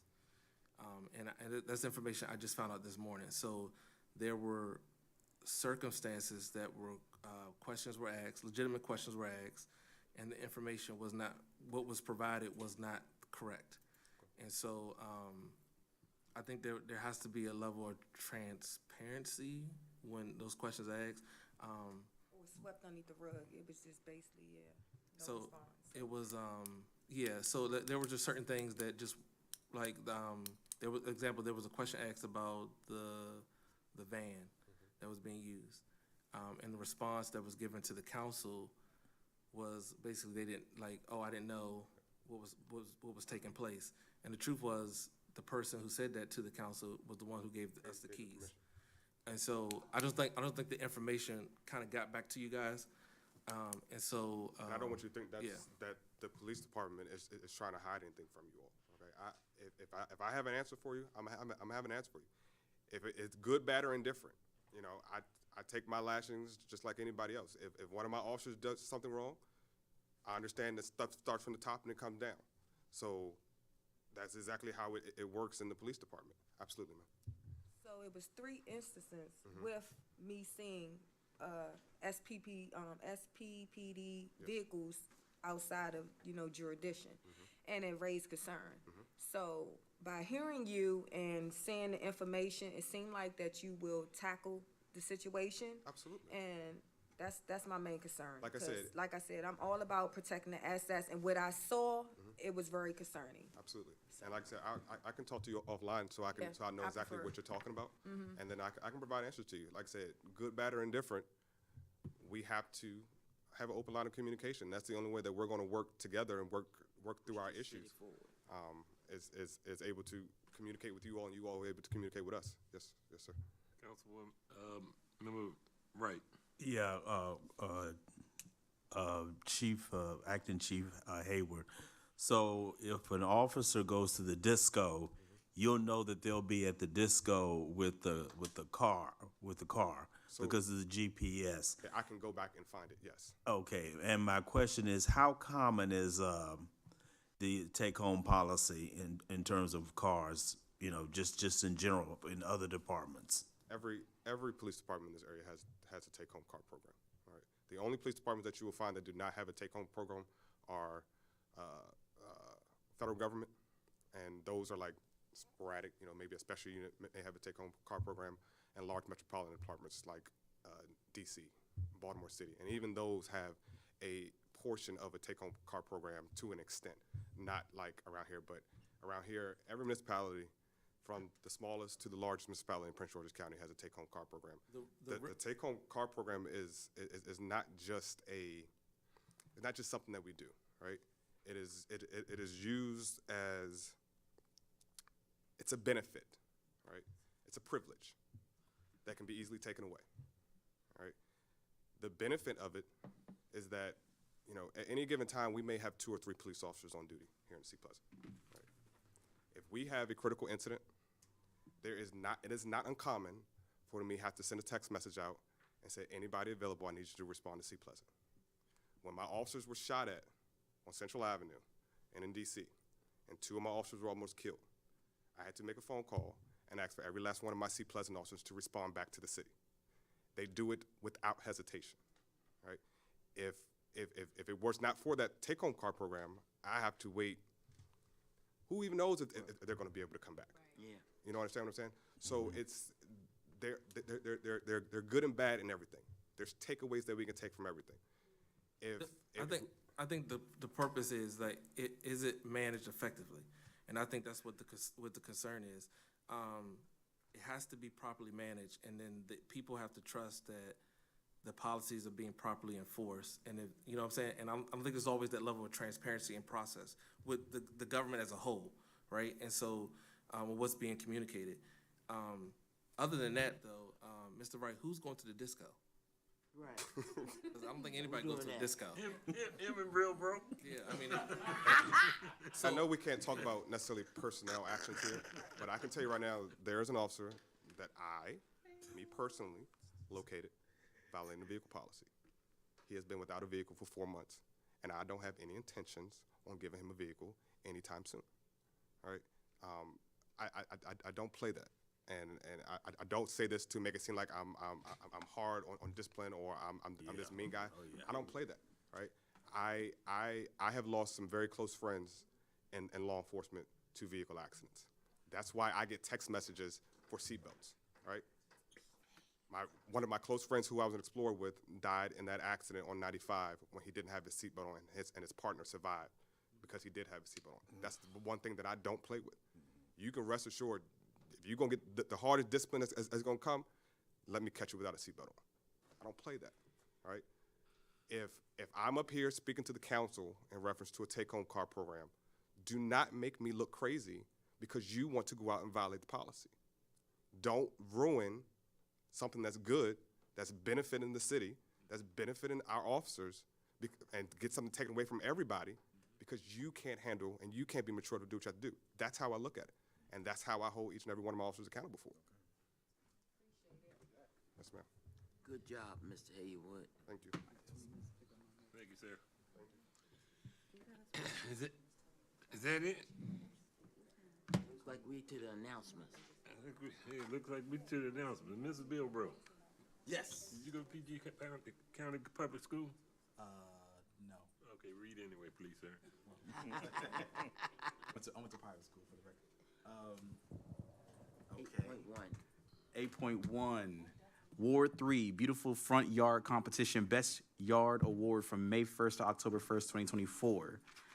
Cut your grass, people. 8.2, Second Annual Colors of Love, Saturday, May 11th, 2024, Seat Pleasant, City Hall, Council Chambers, from 2 to 5 p.m. Please RSVP with Councilmember Scott by email at kscott@seatpleasantmd.gov or by telephone.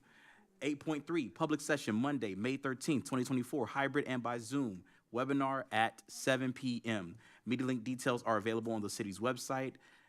8.4, Regular Work Session, Monday, June 3rd, 2024, Seat Pleasant City Hall, Council Chambers, 6301 Addison Road, Seat Pleasant, Maryland, at 6 p.m. Hybrid and by Zoom video at 6 p.m. Meeting link details will be on the city's website once again.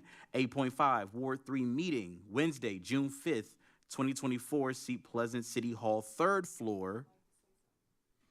Oh, I'm sorry.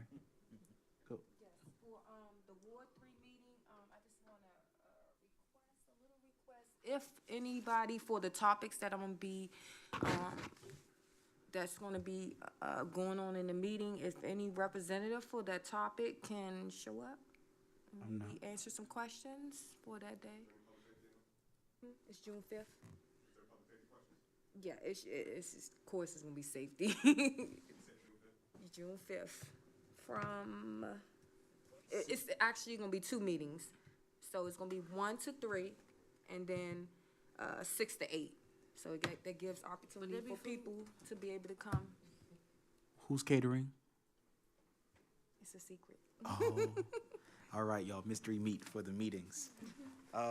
Is that all? Yes. Okay. 8.6, Public Session, Monday, June 10th, 2024, Seat Pleasant City Hall, Council Chambers, 6301 Addison Road. Hybrid and by Zoom video at 7 p.m. Media link details will be on the city's website. And exciting enough, 8.7, Maryland Municipal League Summer Conference, Ocean City, Maryland, from June 23rd to 26th, 2024. And that is all. Mr. President, 2 other things that we would just notify. I did send out the notification about the Fallen Heroes Memorial that's taking place tomorrow. So if anybody wants to attend that, Seat Pleasant they actually asked us to host a meeting a year. I haven't hosted a meeting since I started, so I have to host this one. So it's the Fallen Heroes Memorial tomorrow. We did sponsor the food and stuff, so there's a luncheon at the City of Praise. Anybody associated with Seat Pleasant is invited to that. Also, I don't know if you guys remember the bike ride, the bike ride that came through last year with the Unity Tour, like the 2,000 bikes that came through. They come from New Jersey to DC. Tying up traffic. They're coming through on Sunday. Chief Hayward will send out an email on their times. They always come through where the officer was killed in the 60s here. And so they'll be through Sunday, but we'll send notification about that. What time is the thing tomorrow? Tomorrow, the ceremony starts at 10. The luncheon starts around 11:30. 11:30. At the City of Praise. And it's at the City of Praise. Our officers will be out there to direct people in when they arrive. But it's free food for all of us. Y'all paid for it, so it's free food. So come on in. But Senator Benson is coming. The delegation from the 24th is coming, and